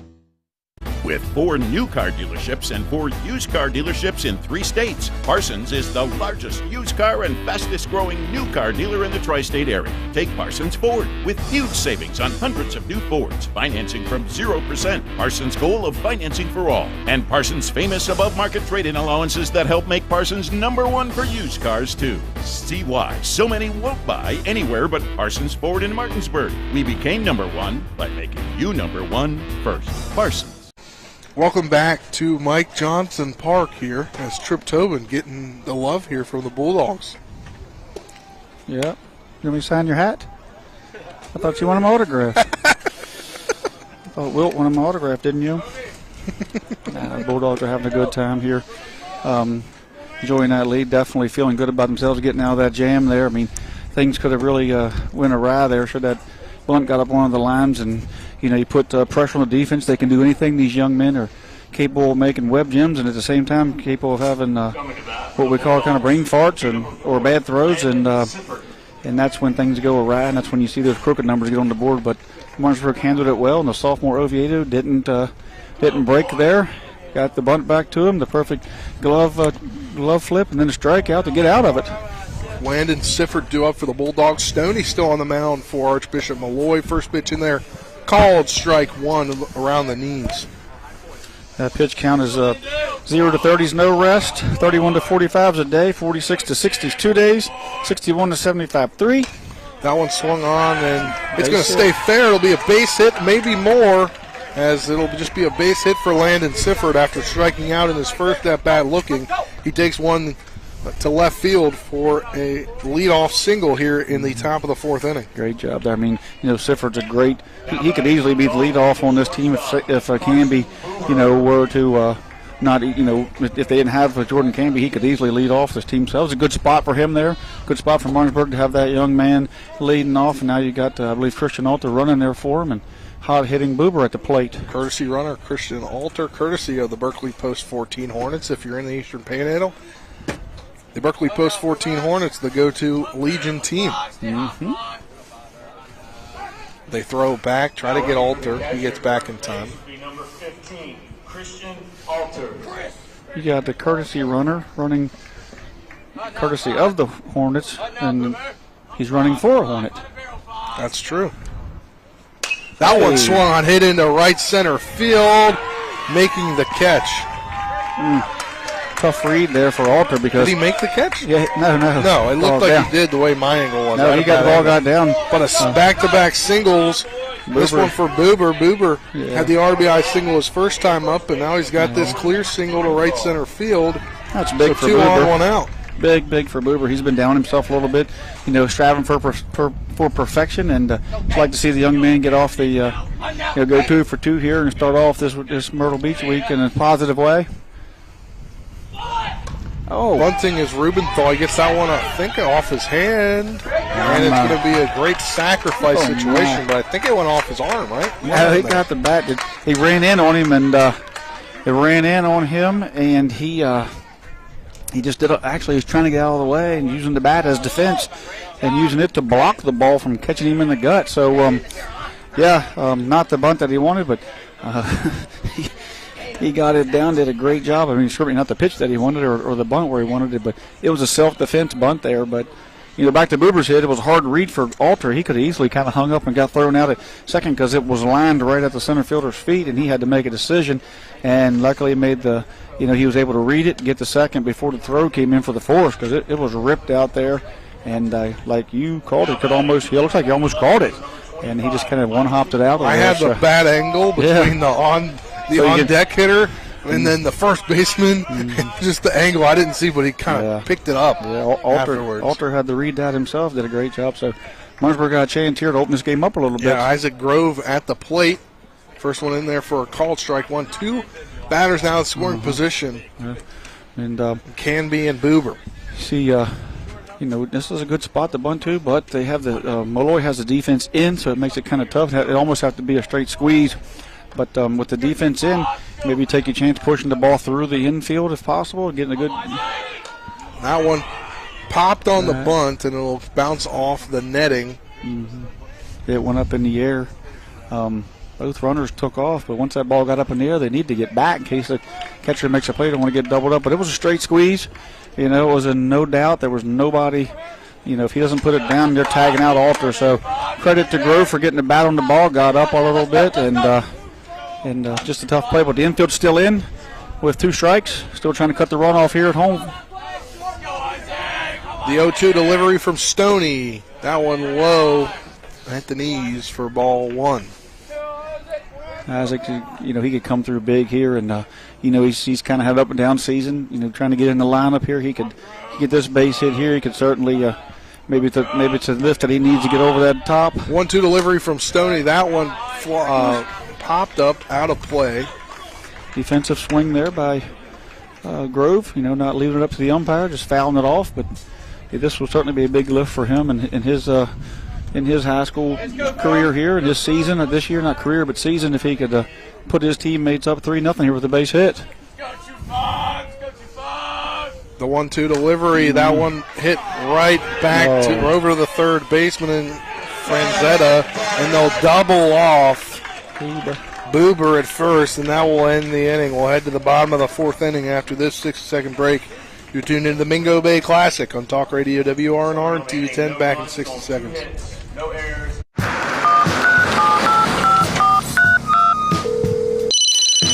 Hello? We're here again 3 times in the past 2 days. You're where? Bechtel Jewelers. Look. Can Mom hear you? No, she's in a diamond coma. Get her the pendant, or I will. Hey, that's my credit card. What? Can't hear you, Dad. You're breaking up. It's going to take more than a crying baby to wake her out of this diamond coma. You're going to need a mega dose of jewelry from Bechtel Jewelers. Providing reliable protection since 1877, we are Farmers and Mechanics Insurance Companies. From small beginnings and over a century later, we maintain our dedication to our policyholders to provide dependable insurance protection and excellent customer service. Protecting everything from your home to your business has never been easier. Our team is here to ensure that you, your family, and your assets are taken care of. We enjoy giving back and doing our part to keep Martinsburg a great place to be. Mike Johnson Park, Spencer Dupuy, Trip Tobin, Nick Verzolini, happy to have you with us here. Colin McLaughlin running camera out in those center field bleachers here in beautiful, historic Mike Johnson Park on this great Tuesday afternoon here for the day one of the Mingo Bay Classic. As both teams flashed to leather the last 2 innings. Both teams had opportunities to get a hit and put multiple runs on the board, and both offenses failed to do that. Left runners on base. Both teams leaving runners in scoring position, and so credit to the defense and the pitching there. But, both these teams are fighting and pretty much pitch for pitch. First pitch in to LaRussa is a called strike 1 for Oviedo, who's up over 50 pitches now. Yeah, that would put him, not pitching again until Friday if he got out right now. Again, 0 to 30, 0 to 30 is no rest. Up to 45 is 1 day, 60, 2 days, 75, 3, 94, 110, 5. Once you get to hit those thresholds. The 1-1 pitch in there for called strike 2 brings the count to 1-2. Yeah, that pitch is working for him. It's starting a little high and dropping in, and they don't. They're taking it. 1-2 delivery in there. That one, a great glove flash there by Carson Boober coming across the field over the second base bag for out number 1 on the L6. Went off the bat, I thought it was a base up the middle, but Boober was crowding the middle there a little bit and got him behind second base and extended his glove side and made the catch. Due up now.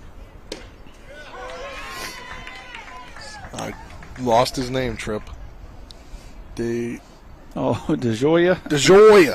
DeJoya at the plate. Gianluca DeJoya. Gianluca DeJoya, 1-1 count there. Definitely the New York team with DeSerno, Yaza, Frazzetti, Sanchez, LaRussa, DeJoya. Canella. The one pitch in there for called strike 2 on DeJoya. Sounds like a menu to us West Virginia boys. The 1-2 pitch, high for ball 2. I'll tell you one thing, though, these young men can play baseball. They have got the size. You can tell they've been taking it serious. Their strength training, and there's not anybody on this team that you look over there and would think they couldn't run or throw. 1-2 pitch, swung on and missed. That's strikeout number 6. What a day for Braden Oviedo. What a day for Ovi. We're here, 3 2/3 way through the ball game. In the bottom of the 4th inning, 2 outs. Due up now is the right fielder Canella. So much composure out of a sophomore. You just don't see that, And I saw some highlights from him pitching travel last year on Twitter the other day, and he was great last summer. I mean, he's only probably gotten better since. High for ball 2, brings the count to 2-0. Nothing against it, don't get me wrong. I mean, but 16U travel and 18U high schools, that's big. Yeah. I'm not saying I don't know who he's playing against, but, this team here, I can tell you, is a quality team, and he's got an unbelievable outing going here. The 2-0 delivery low for ball 3. He plays on a high-level travel team there in the summer with the Canes, so I'm sure the competition was tight, but I had a hard time believing it's better than anything he's seen here today. Pitch number 65 coming up for Braden Oviedo on the day.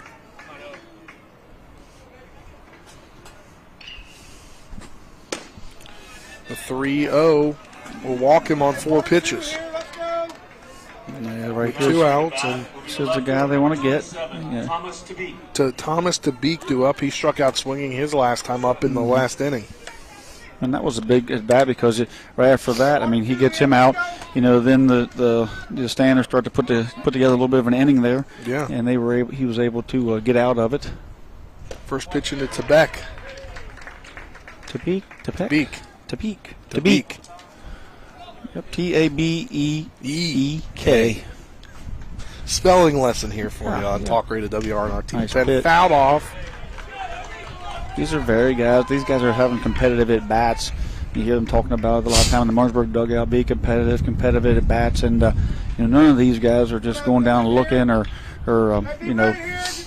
you can't look and they don't look like they're outmanned and they don't look like they're nervous. They look like they're going up there to do some damage.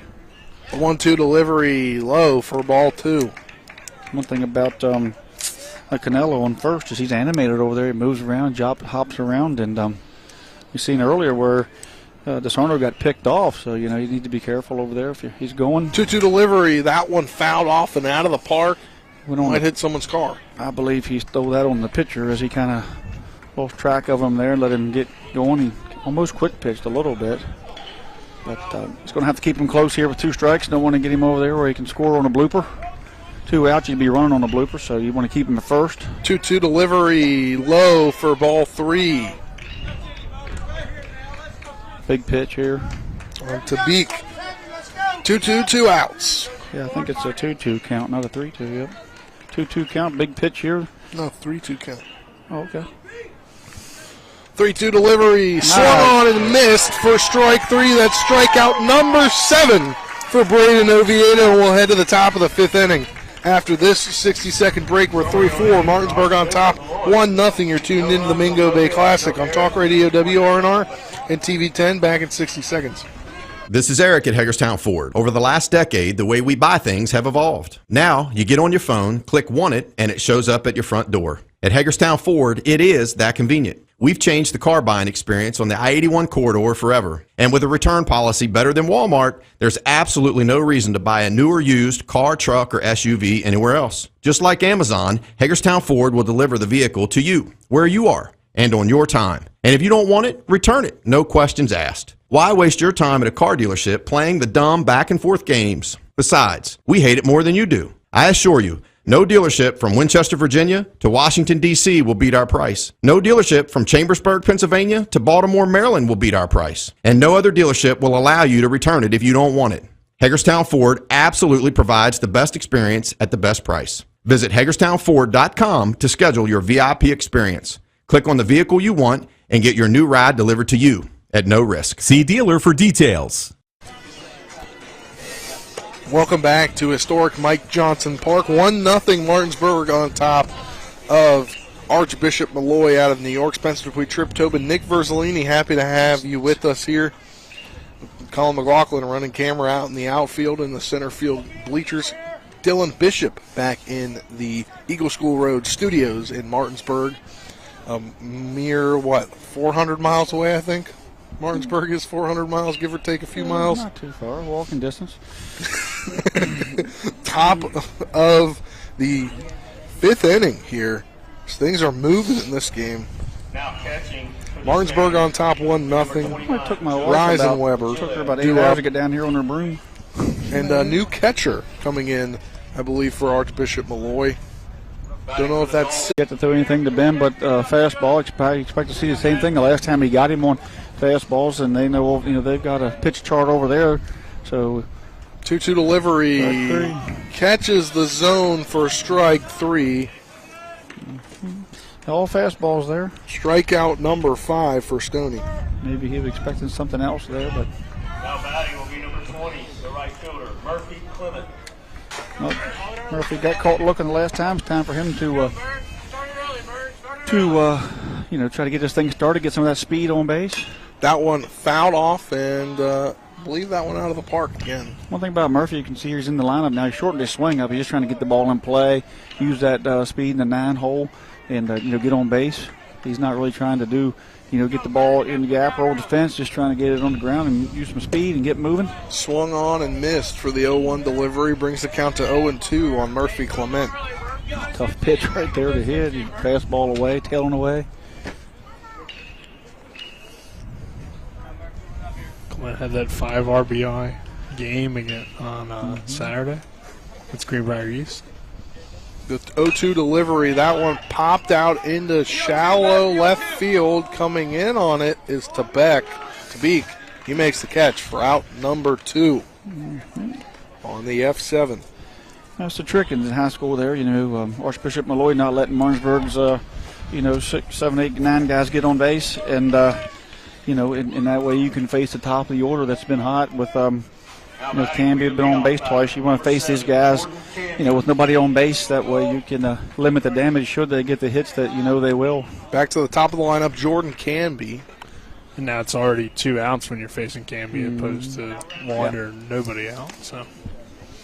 Yeah, a lot of times when you see, the games kind of get out of hand, that's when the bottom of the lineup gets in, turns it over, and then the RBI guys, get their hits. And next thing you know, the train gets going. 1-0 delivery into Canby's in there for a called strike 1. I like this umpire. I mean, he's when he strikes, when he throws a strike, he throws the fist out there. And but when he strikes them out, it's hard for me to see that. That one hit into right center field. Coming in on it is the right fielder in Canella, and he makes the catch. Now will be out number 3. We'll head to the bottom of the 5th inning after this 60-second break. You're tuned into the Bingo Bay Classic on Talk Radio WRNR and TV10. Back in 60 seconds. There's a local family moving in our territory. What do you want from me? Taste it. It's really good.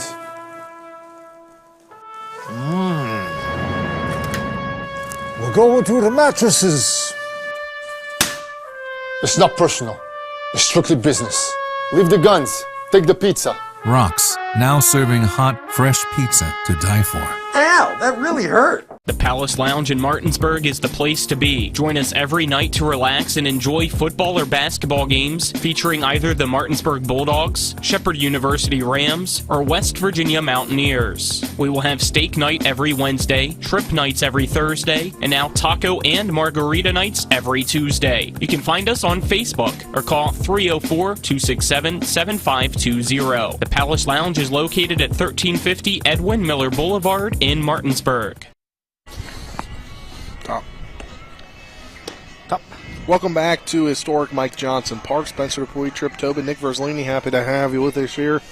Bottom 5 here in the first action for both of these teams in the Mingo Bay Classic. It's Martinsburg 1, Archbishop Molloy out of New York, nothing. Yeah. The 1, 2, 3 batters due up for the Stanners. Big inning here. Patrick DeSarno, the University of Albany, New York commit, batting first. Stefano Yazzo headed off the Middlebury, North Carolina College, batting second on this inning. Rosetta batting third this inning. So, a lot of good players here coming up with, with baseball careers. Their baseball careers doing really well at this moment. And the sophomore Oviedo has had their number to this point, but DeSarno has had a base hit and a walk, and then Stefano has hit the ball in the nose hard twice. First pitch into DeSarno's low for ball 1. Nobody's hit the ball harder today than the guy on deck, Yazzo, so it's important to get DeSarno, to keep him off the bases. That one in there for called strike 1 on DeSarno. We're now even here in this at bat, 1-1.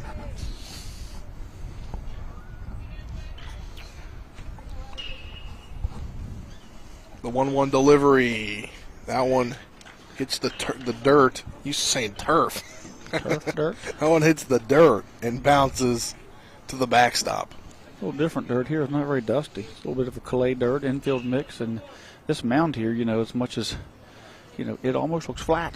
It really does, unless you're on my level where you can see the bump. Hey. That one hit into left center field. It'll drop. Uh-oh. Oh, we could hear things close. They're going to get him to go back to first as one in the arm from Grove. Yeah, that was a great job by Grove, and Canby cutting that thing off. He was thinking 2 all the way off the bat, and he come around turn with a hard FSU turn, and he had to put the brakes on and get back because the throw was dead on. Actually got a throw from the shortstop Boober over to the first baseman. Almost got him coming back. So Mike's coming up as this guy has, even though he's hit a couple rockets, still got to defend against the bunt because they're still down 1-0. So, even though this guy's had some good, has barreled a couple of balls up, you still have to think that the bunt is certainly a play as he's up midway on the plate. Mike's going to have to defend himself because he's already caught one liner from this young man. Yeah, this guy really in there for called strike 2. He really rears up and throws those hips. As when he swings the bat, you can watch his bottom half just go with it. That's where he gets all that strength from. Check over on the runner. They get him back, or he gets back in time. He did a real nice job of, getting. He picked his Harno off earlier. Yeah, Since then, he's gotten groove. He's kind of not, hasn't been quite as good holding the runners. That one fouled off. 1-2 the count. That's one way to disrupt a guy who can hit the ball hard like that, is disrupt his timing. But this young man, if there's a swing that you like to mimic when you can get some power into it, you can watch this young man's bottom half as he throws those hips into every swing. 1-2 delivery by Oviedo. That's Double one play, hit up, back up the middle. Try to get the double play. Now over to Everhart, and Everhart can't get it over to Rubenthal in time, but you get the lead runner at second on the fielder's choice. It's almost like Everhart wasn't quite in the double play depth, like he was a little bit deeper. Not sure exactly where he was playing in the beginning or what the call was, but it took him a long time to get to the bag on the hard hit ground ball that played by Boober, and he kind of had to wait for Everhart to get there. And you see Everhart's kind of deep again with the double play depth. But so you got Boober kind of on the double play depth. You got Everhart back a little bit, and that cost him a little bit of time, but I'm not sure you get the speedy. That one hit on into left field, going back on it, and that'll be foul. That was a 340-foot foul ball. Yeah. Long strike. Good long strike. Yeah. 0-1 is all that matters now, right? Yeah. It was about 338 feet, actually. Okay. Yeah. Be 6 specific inches. there, Nick. 338 and 6 inches, wasn't it? Big shot. Yeah, big difference. Anyway, it landed down in foot and a half. Big difference. It was going to get some guys running around the bases if it fell, but it was foul about 10 feet to the left. It was all-speed pitch, and at the count, the 0-1. The 0-1 delivery from Oviedo swung on and missed for strike 2, and now Oviedo ahead in this count. He's really got to be smart here. 0-2, 1 out. Got a guy on the bases that can run, and and you got a guy at the plate that can swing it, so you're going to have to get him to offer for your pitch. Oviedo's pitch in there. Didn't get it. Couldn't stay in the zone. Brings the count to 1-2. Didn't quite get it. A good pitch froze him a little bit. I think it was just a fastball in that he just inside just a little bit. Good placement. 1-2 from Oviedo. Low for ball 2. Great at bat. Now this young man, as much as we'd like for him to offer for it, you have to kind of be a baseball fan and tip your cap to this young man who's being a tough out at 0-2. The 1-2 delivery hit right back up the middle into center field. And it'll be a straight-up single. Yeah, great. I mean, for Frazetta. That guy's just a tough out. I mean, I could see it. He got down 0-2. It didn't quite bother him much. He tracked the ball really well, seeing it well. So, still got double play. Still got double play. That could happen. Probably going to have to get the defense up. Sean Stoney, the pitcher. He's bunted to hit. He bunted the last time. Could be possibly a bunt again. First pitch into him. He looks that one in. But it'll be a ball outside.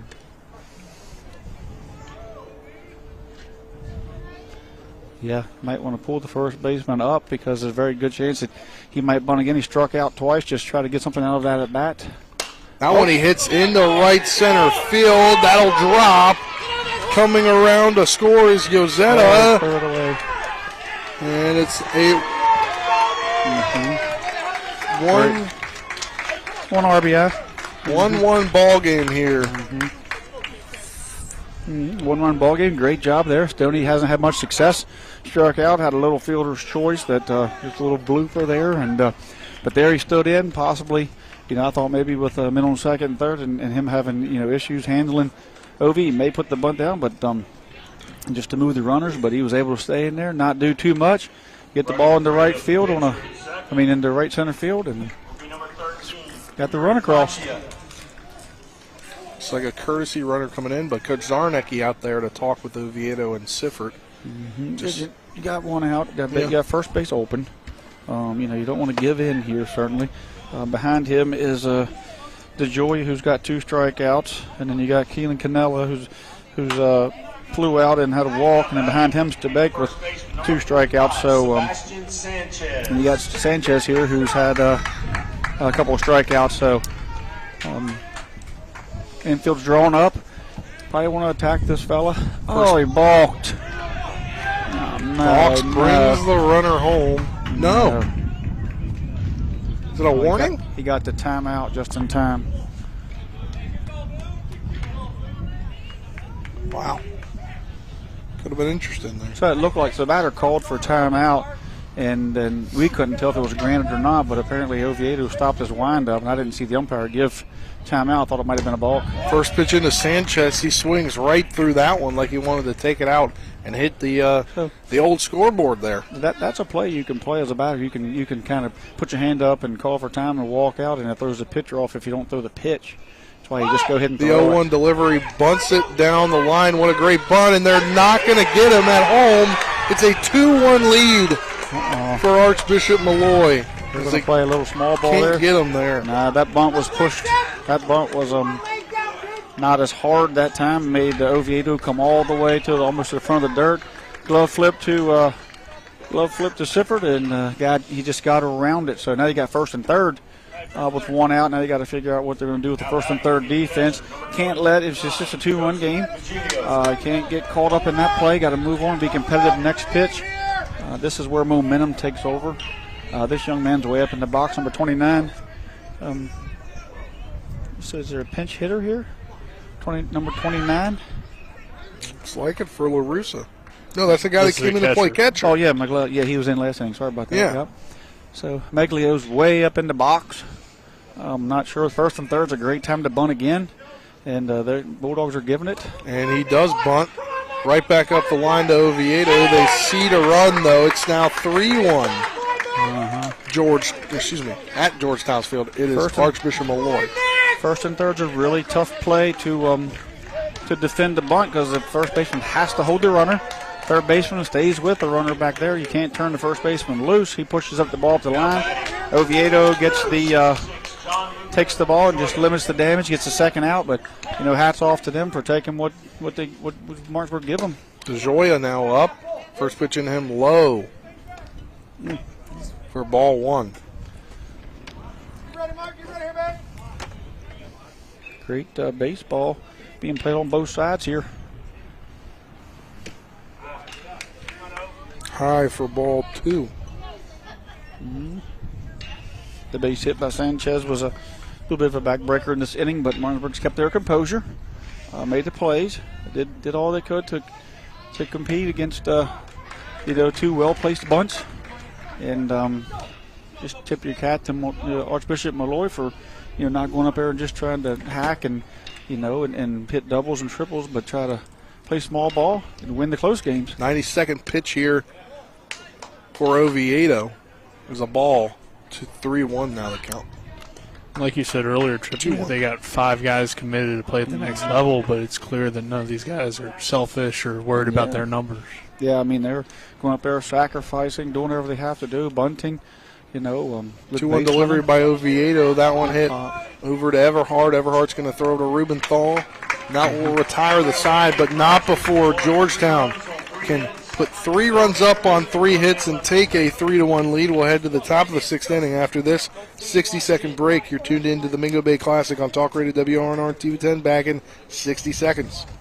April is National Donate Life Month. WVU Medicine is joining the effort to raise awareness for organ donation. Did you know that more than 100,000 people are waiting for life-saving organ transplants? One donor can save up to 9 people through organ donation, provide sight for 2 people through cornea donation, and restore health for more than 150 people through tissue donation. Join WVU Medicine and help spread awareness about the gift of donation. And if you haven't registered, visit registerme.org. Ever try to collect on an insurance claim? Perhaps a homeowner's claim, auto accident, or fire. Insurance companies collect money from you for protection should something bad happen. And when it does, they don't want to pay, or they offer too little. At Mansion Ferretti, we have an attorney who worked defending insurance companies and knows all the dirty tricks they play to deny or lowball your claim. Call us today for help in getting what you really deserve. Mansion Ferretti, when you need justice. Welcome back to historic Mike Johnson Park here in Georgetown, South Carolina. Spencer Dupuis, Trip Tobin, Nick Verzolini, happy to have you with us. Colin McLaughlin running camera. Back in the studio, Dylan Bishop. As Martinsburg down 3-1 here is the first deficit today. They led 1-0 after the first inning. And a tough inning against, you guys talked about it, all those college commits that aren't selfish at all.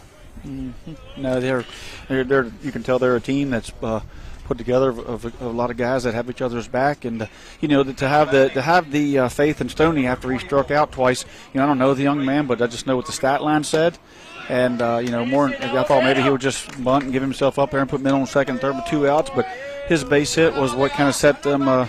Which started that rally, and the 0-1 delivery, Oviedo hits that one into left center field. Coming in on it is Tabik, and Tabik makes a catch for quick out number 1. Yeah, Martinsburg needs to do something, have a longer inning here to try to shift the momentum back a little bit, even if they just chip away and get a run. You always want to, if you can go into the 7th inning down 1, that changes your whole, your whole approach in the 7th. One run, you can bunt and move runners. 2 runs. Popped up in the infield. It's going to go out of, no, it's going to stay in play. Making the catch there was Frazetta. I think, unfortunately, here for Sifford's sake, he's going to have to take some pitches to try to extend this inning as much as possible, make them work, and not have such a quick inning. Even if it's right down the middle, you just don't want, Molloy to have such a quick inning here and keep that momentum going into their offensive inning. First pitch into Sifford, takes the first one for called strike 1. It's taken. Sifford's a smart baseball player, understands what he's got to do up there, got to have a good quality at bat, got to try to win this at bat and get Booper to the plate. Great eye, Ford. In there for a ball. Yep. 1-1 the count. Sifford's up on the plate a little bit. I want to hit over to the third baseman to Frazetta. Throws it over to Sanchez for out number 3. Another quick inning for Martinsburg offensively. We'll head to the bottom of the 6th inning after this. 60-second break. You're tuned into the Bingo Bay Classic Day 1 on Talk Radio WRNR and TV10. Back in 60 seconds. And the streak continues! CMA's Martinsburg dealerships continue to knock out the competition with their competitive pricing, extensive selection, and lifetime powertrain warranty. With over 450 new and used vehicles in stock and on the way, CMA won't leave you waiting on the bench. That's right, CMA's Martinsburg dealerships are once again the most valuable dealers in the area. For the strongest and deepest lineups, visit CMA's Martinsburg dealerships online at martinsburg.cmacars.com today. And good luck to all Panhandle High School student athletes. Jambo Construction and Fencing Company, LLC is a veteran-owned and operated company right here in the Eastern Panhandle of West Virginia that specializes in decks, fencing, and hardscaping. Find us on Facebook at Jambo Construction and Fencing to see more of the projects we've completed. For a free estimate, you can call Bo Bartley at 304-268-5452 or Jamie Gall at 304-279-5053. We are licensed and insured in the state of West Virginia, and as Martinsburg alums, we say, go Bulldogs. Welcome back to Mike Johnson Park. Spencer Dupuis, Trip Tobin, Nick Verzolini, happy to have you with this. Bottom of the 6th inning, due up for Archbishop Molloy. The 8, 9, and 1 hitters due up. Canella, Tabik, and DeSarno. And Tripp. New pitcher for the Bulldogs. Pitching changes brought to you by Smallwood & Small Insurance Group in Martinsburg, your total insurance solution at 121 Administrative Drive. Call 304-263-3361. As Oviedo's night is done on the mound. 5 innings, 6 hits, 3 runs, 3 earned, 4 walks, 7 Ks for the young man. 94 pitches, 56 for strikes, facing 25 batters. Coming in is Christian Alter on the season. Alter pitched 3 1/3 inning, giving up 7 hits, 4 runs, 1 earned, 1 walk while striking out 2. And he has an ERA of 2.1, and Oviedo moves to second as Everhart comes out, most likely keeping the DH. Either way, I mean, we'll know when we get there. But at the moment, you can until Christian, or it depends on who hits in that set spot, Oviedo or Alter or Rasenweber. They have a choice when they get to that point. But the big thing is in Martinsburg here trusting 2 sophomores, here to go against a very, very, very good Archbishop Molloy. So. That just goes to show you the kind of faith that the Bulldogs have, and the Bulldogs coaching staff and Coach Baller and Coach Zarnicki have in this young man. Christian Alter, who's done a lot of good things this year for Martinsburg, done different things. He's ran for him, he's played the right field, he's got some timely hits, and now he's also can pitch. So a lot of contribution out of this young man this year, this sophomore, and he's here in a big spot right now trying to get 3 outs and give his team a chance to tie this thing up at the top of the 7th. First pitch from Alter into Canella. It's a foul. Oh, did he foul it? No, it's a check swing. Yeah, it was a check swing, I thought. Mm-hmm. Pitch in there for a ball, 2-0 the count. That's how these kind of games go. You stay tight, and then one of the teams kind of gets a crooked number on the board, and things start to, the momentum shifts a little bit, and it's really hard. The momentum kind of shifts, and it's hard to get the momentum back, especially when you have quick offensive innings, as Martinsburg had that last inning. So, Alter here can keep things close. 2 runs is not unattainable by any means. 2-0 delivery from Alter. That's in there for called strike 1. Great pitch there by Alter. And the poise that the Bulldogs show has always been something that, that's impressed me as a spectator. Called strike 2. Regardless of who they're playing, they expect to win. Alter not pitching a lot this season, just 3 1/3 inning is looking pretty good so far. 2-2 delivery in there for called strike 3. First strikeout of the afternoon for Christian Alter. 8th total between Oviedo and Alter. Yeah, it's just a great comeback there, coming back and spotting some pitches there. So, again, we are looking at bottom of the lineup here. Number 14 is going to hit now, looks like, in that spot, James Capria. After Tabik had 2 strikeouts, they're going to give Capri a shot out here in the 9 hole. he's going to want to try to get on for the top of the lineup there, as those guys have done some damage. So important to get to try to get Cambria here out. First pitch into him is out low and outside. 2-0 now the count after the second one came in a ball as well. As always, you just want to try to dominate the bottom and limit the damage at the top. So we got the bottom number 9 hitter being pinch hit for. That one swung on and missed for strike number 1. And that's what happens in high school baseball. This team's carrying 22 men on the roster, is Archbishop Molloy. So there's consequences for those couple strikeouts and not having a great day. Swinging strike number 2. And by consequences, that just means there's guys there that can come in and step in and take a shot at it. Give them to see what they can got, what they've got. Let them show what they've got. In there high. I think, for ball 2. This is only their 5th game of the year? Or? I think Capri was thinking maybe I took a strike. He kind of walked away. Yeah, I think the way he talked, he only had a couple of league games and a few other games. I'm not sure what that meant. But that one's out to Oviedo. Oviedo throws over to Rubenthal to complete out number 2 on the 4-3 ground out. Back to the top of the lineup with Patrick DeSarno. Yeah, sometimes when you got when a pitcher's got your number and you strike out and it gets in your head, it's hard to get off that. So they have enough young men in there to get after it and put someone else in and give them a shot.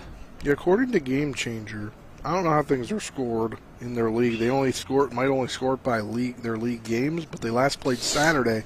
St. John the Baptist, an 0-1 loss. They beat McClancy, who's in this tournament, 2-0 last Monday the 3rd. Yeah, it's interesting. I don't know how they count all of this, but Max Preps has them at 1-2.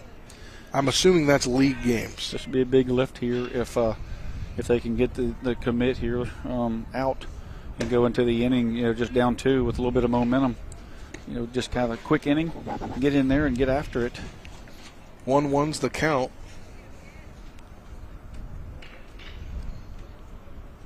That's fouled off and hits the tree. I think got stuck in the tree. Some leaves falling down. Went up there and got in the nest. 1-2, 2 outs here. Bottom 6. Martinsburg coming up after this, down to their final 3 outs. The 1-2, that hit on into left center field. Coming under it is Grove, and Grove makes the catch for out number 3. We'll head to the top of the 7th inning as Martinsburg down to their final 3 outs. You're tuned into the Mingo Bay Classic Day 1 on Talk Radio WRNR and TV 10. Back in 60 seconds. With 4 new car dealerships and 4 used car dealerships in 3 states, Parsons is the largest used car and fastest growing new car dealer in the tri-state area. Take Parsons Ford with huge savings on hundreds of new Fords, financing from 0%, Parsons' goal of financing for all, and Parsons' famous above-market trade-in allowances that help make Parsons #1 for used cars too. See why so many won't buy anywhere but Parsons Ford in Martinsburg. We became #1 by making you #1 first. Parsons. Happiness grows here. Orr's Farm Market. Spring has sprung. Time to head to Orr's Farm Market to find your flowers, veggie plants, bagged mulches, and potting soil. Visit our bakery counter to try our new homemade quiches, pepperoni rolls, and don't forget our pie flavor of the month for April, Boston cream pie. We have West Virginia food products, local coffee, honey, maple syrup, dairy, and meat. We have 25 new Orr's jam and salsa flavors for you to try. Check us out at orrsfarmmarket.com, and remember, Orr's Farm Market, happiness grows here. Welcome back to historic Mike Johnson Park. Spencer Dupuis, Trip Tobin, Nick Verzolini, happy to have you with us. Colin McLaughlin running camera. Dylan Bishop back in the studio, as he will be all week long for us. Want to announce this. Attention all Martinsburg High School graduates. Don't forget to purchase your Martinsburg High School alumni reunion and banquet tickets for $25 each to attend the 1 p.m. banquet on Saturday, May 27, 2023 at the Holiday Inn on Foxcroft Avenue. Tickets may be purchased at the Jordan Hess Company in the Square, Patterson's Drug Store, or by calling Dale Hicks, 304-676-6969. Tripp, you do that yet? What's that? You're a Martinsburg High School alumni. Oh, yeah, I'm there. I already do it. Okay, I just, go ahead and bring it up. First hit. Do up for Martinsburg. It's Carson Buber, Owen Rubenthal, and Isaac Grove. that's a great place for, Boober. I mean, it's kind of the guy you want up. I mean, he's 2 for 2. He's seen the ball well. He's had a good day with Stoney. Just took one off the instep of his foot there, maybe off the top of the ankle bone, and he's kind of walking it off as it did hurt. Kind of dropped the bat immediately, and he doesn't want to touch it, doesn't want to rub it, but it's definitely a little bit painful. So hopefully he can get in there and compete. Yeah, then maybe get some ice after today's game. Hopefully, for his sake, hopefully he keeps going. That one fouled off. 1-2 is the count. Yeah, we need him on base here to get things going and give Martinsburg a chance here at these 5, 6, 7 guys. That one fouled off again. Somebody over there on Elm Street is collecting baseballs. Please return all baseballs from Elm Street. Nope, you're not coming in my yard and getting them. Good. Oh, great that pitch. One grounded over to the first baseman. All we'll have to do in Sanchez is step on the mound, and Boober's definitely hurting. That's a little sting from that ball coming off there, but I think it hurts more that he kind of didn't get in the barrel on that curveball. He stayed back on it. He read it, but he just couldn't get a barrel on it. It was a very good a pitch. Rubenthal up. Isaac Grove on deck. First pitch to Rubenthal high for ball 1. Martinsburg was enjoying a 1-0 lead, cruising until the bottom of the 5th inning, giving up 3 runs. It's a 3-1 deficit for the Bulldogs. The first pitch, or second pitch, 1-1 now. I think Martinsburg's in a situation where they have to take till they get a strike, and the batters are going to have to battle, and with 1 or 2 strikes here in the bottom of this inning. That one fouled off and out of play. That one actually might have hit a car.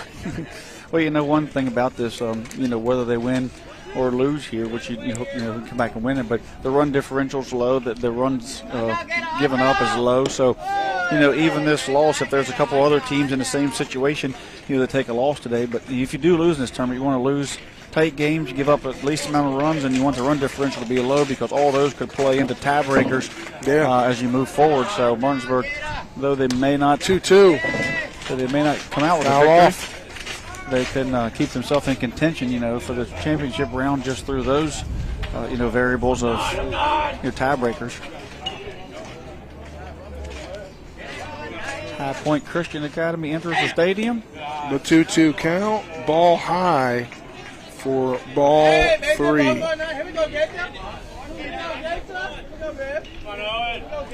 Full count delivery coming from Stoney. That one swung on, hit into deep center field. Coming under it is Yazoo, and Yazoo makes the catch for out number 2. That was a hard out, unfortunately, for Owen Rubenthal. Got a little bit of it, but the wind out there is just floating around, hanging the ball up here.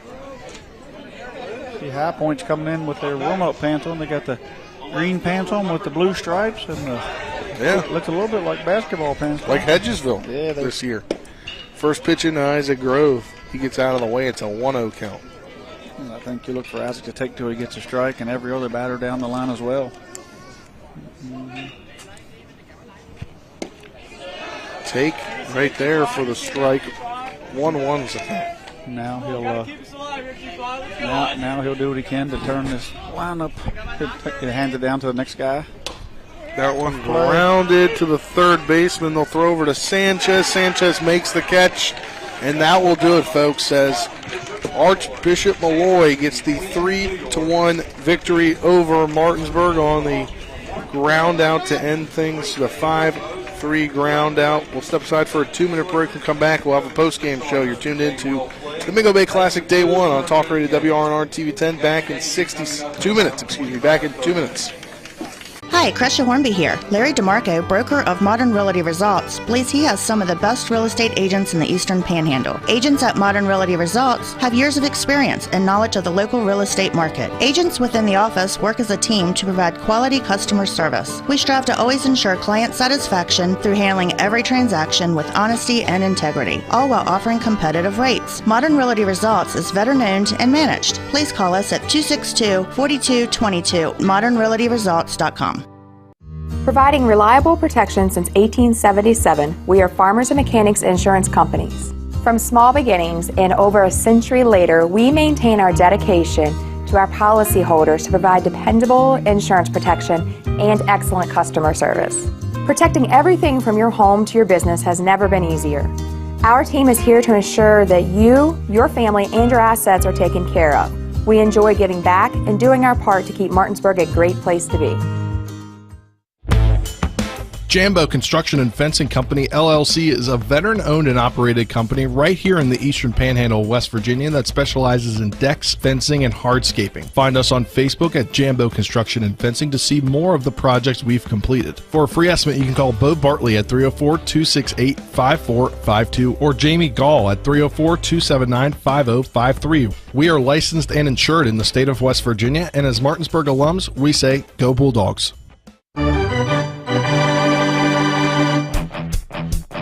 The game may be over, but don't go away just yet. We've got a complete game recap, analysis, stats, the player of the game, and we'll prepare you for our next broadcast. All on the postgame show. So let's return to the field and rejoin our Talk Radio WRNR broadcast team.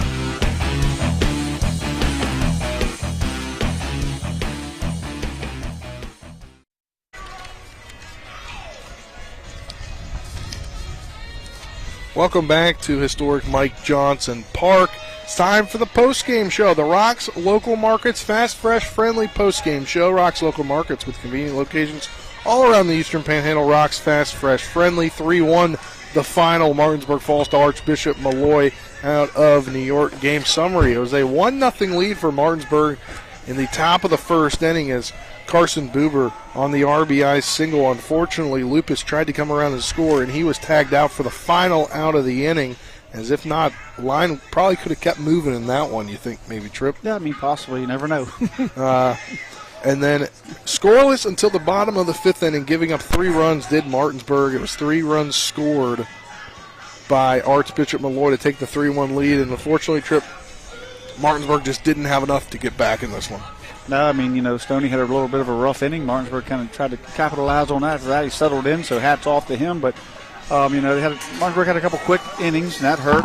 We heard Coach Baller over here talking about you got to have more competitive at bats, better at bats, but give, tip your cap to Stoney from Archbishop Molloy for, shoving it, getting the ball in there, pounding the strike zone, not giving Martinsburg an opportunity to get a lot of base runners on there after he found his control. And, I just thought it was a great, played baseball game. A couple small things, maybe the double play there that Martinsburg had an opportunity to get, didn't get away. They didn't quite get that play. The home, the slide there at home, and then of course the couple of bunts that you have to tip your cap to Molloy because they just, that's just execution there that won that, because you could bunt it back to the pitcher or pop it up, ended up with a double play or things like that. But when that play's executed, that squeeze play with middle and first and third correctly, it's just there's no way to defend it. So they got themselves in a situation and they took advantage of it and squeezed a couple of runs across. And they're unselfish players. They're not looking to hit the ball to the gap or put big numbers on the board. They just as soon get a sacrifice as a double. So that looks like the style of play they're going to play. And just a great baseball and great to watch. All right, Tripp. We'll get the game stats. Those are brought to you by Bechtel Jewelers, West Virginia's largest Pandora retailer on Red 11 South in Inwood, taking care of you like nobody's business. 1-4-1 for Martinsburg, 3-6-1 for Archbishop Molloy. 6 hits in the game. Martinsburg, we'll go through the leaders here. Canby, 1 hit, 1 run. Siffert, 1 hit, 2 hits for Carson Buber and an RBI. And that was it for Martinsburg. 1 walk for Michael Lupus. Pitching-wise, Oviedo takes the loss. 5 innings, 6 hits, 3 runs, 3 earned, 4 walks, 7 strikeouts, 94 pitches. That almost all but does him for the tournament, right? Yeah, he's out. Yeah, he won't be able to pitch any more of the tournament. Christian Alter, 15 pitches on the day, 1 inning of just striking out 1. So 28 batters total faced in this one. And looking at Archbishop Molloy, 2 for 3 day for the Albany commit, Patrick DeSarno. He had a walk on the day as well. 1 hit for Yazo, Frazetta, Stoney, and an RBI for him as well. Sanchez 1 for 3 with an RBI. Meglio, he came in, he had an RBI. And Stoney gets the win on the mound, going 7 strong innings, 4 hits, 1 run, none earned, 1 walk, 5 strikeouts on 79 pitches. A pretty efficient night for him. Yeah, great job there. Yep. And Tripp, you have a WVU Medicine Player of the Game. You can pick a Martinsburg player. Oh, you have to give it to Oviedo. I mean, if we're going to give it one of our guys, it's got to be Oviedo for what he did for 5 straight innings, giving his team an opportunity to win. Didn't quite get the offensive support that he needed there, and a couple of base hits by some very good base hitters up top, and then a few well-executed bunts. And other than that, he completely shut this team down and forced him to get into a small ball mode. And that's a tough thing to do. I mean, I'm sure this team, they can put together doubles and triples back-to-back, and they can put up crooked numbers in a, real quick fashion, but kept them off balance and striking guys out, and got out of a jam a couple of times with great defense on the squeeze play, and also just, throwing the ball back, guys, and getting the strikeouts when needed and limited damage. I mean, you only give up. I mean, you lose 3-1 to an unbelievable, a private school. I mean, we're a public school. It's a little different over there, and nobody's making excuses because you don't do that. Because, like I said, one thing about Martinsburg is when you watch them, and they can say what they want, they can say what they want about me or my opinion, but I've never seen them not think that they were in a game, and much like Jefferson, who, when you play them, they just, they expect to win. All right, that was your WVU Medicine Player of the Game, brought to you by WVU Medicine. Berkeley and Jefferson Medical Centers, leading healthcare here and everywhere. It's Tripp. We're going to try and do this. We're going to attempt to do this here. Game got done. It started at 3:13 was first pitch. 4:45, 4:46 the game ended. Very fast game here as they're going to try and get things going for the next game, obviously sooner than later. But 5:30 is the projected first pitch. 20 minutes away in Waccamaw for Washington taking on Waccamaw. We're going to try to get to that game here very shortly. Are you going to be able to join us? I'm going to try, yep. I'm going to make a call over there to see. I got to get a ride, man. I have no vehicle here. I need to get Hornby to get me a Renault, I guess, maybe a Cadillac or a Porsche or something. All right, well, for Dylan Bishop, who you'll hear from momentarily, Colin McLaughlin, Nick Verzolini, Tripp Tobin, I'm Spencer Police saying so long. We'll talk to you very soon from Waccamaw High School, about 20 minutes north of here. Have a great rest of your day. You'll hear from Colin and Nick and hopefully Tripp Tobin after this. Have a great rest of your day, everyone.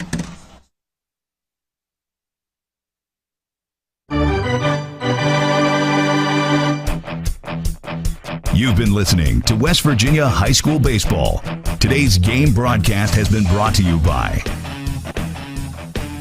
Parsons Ford of Martinsburg, The Skinner Law Firm, Laddie's, Tripp's Flooring, Jambo Construction and Fencing, the Mirius Group of Financial Advisors, Smallwood and Small Insurance, CMA Honda of Winchester, Bechtel Jewelers, Cody's Auto Body, Rock's Local Markets, CMA Toyota Chevrolet of Martinsburg, Orsini's Home Store, Farmers and Mechanics Insurance Companies, WVU Medicine Berkeley and Jefferson Medical Centers, the Mansion Ferretti Law Firm, and by Hagerstown Ford.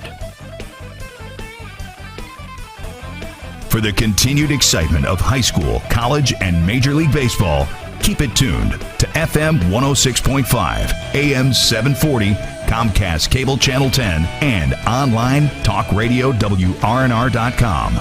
All rights reserved.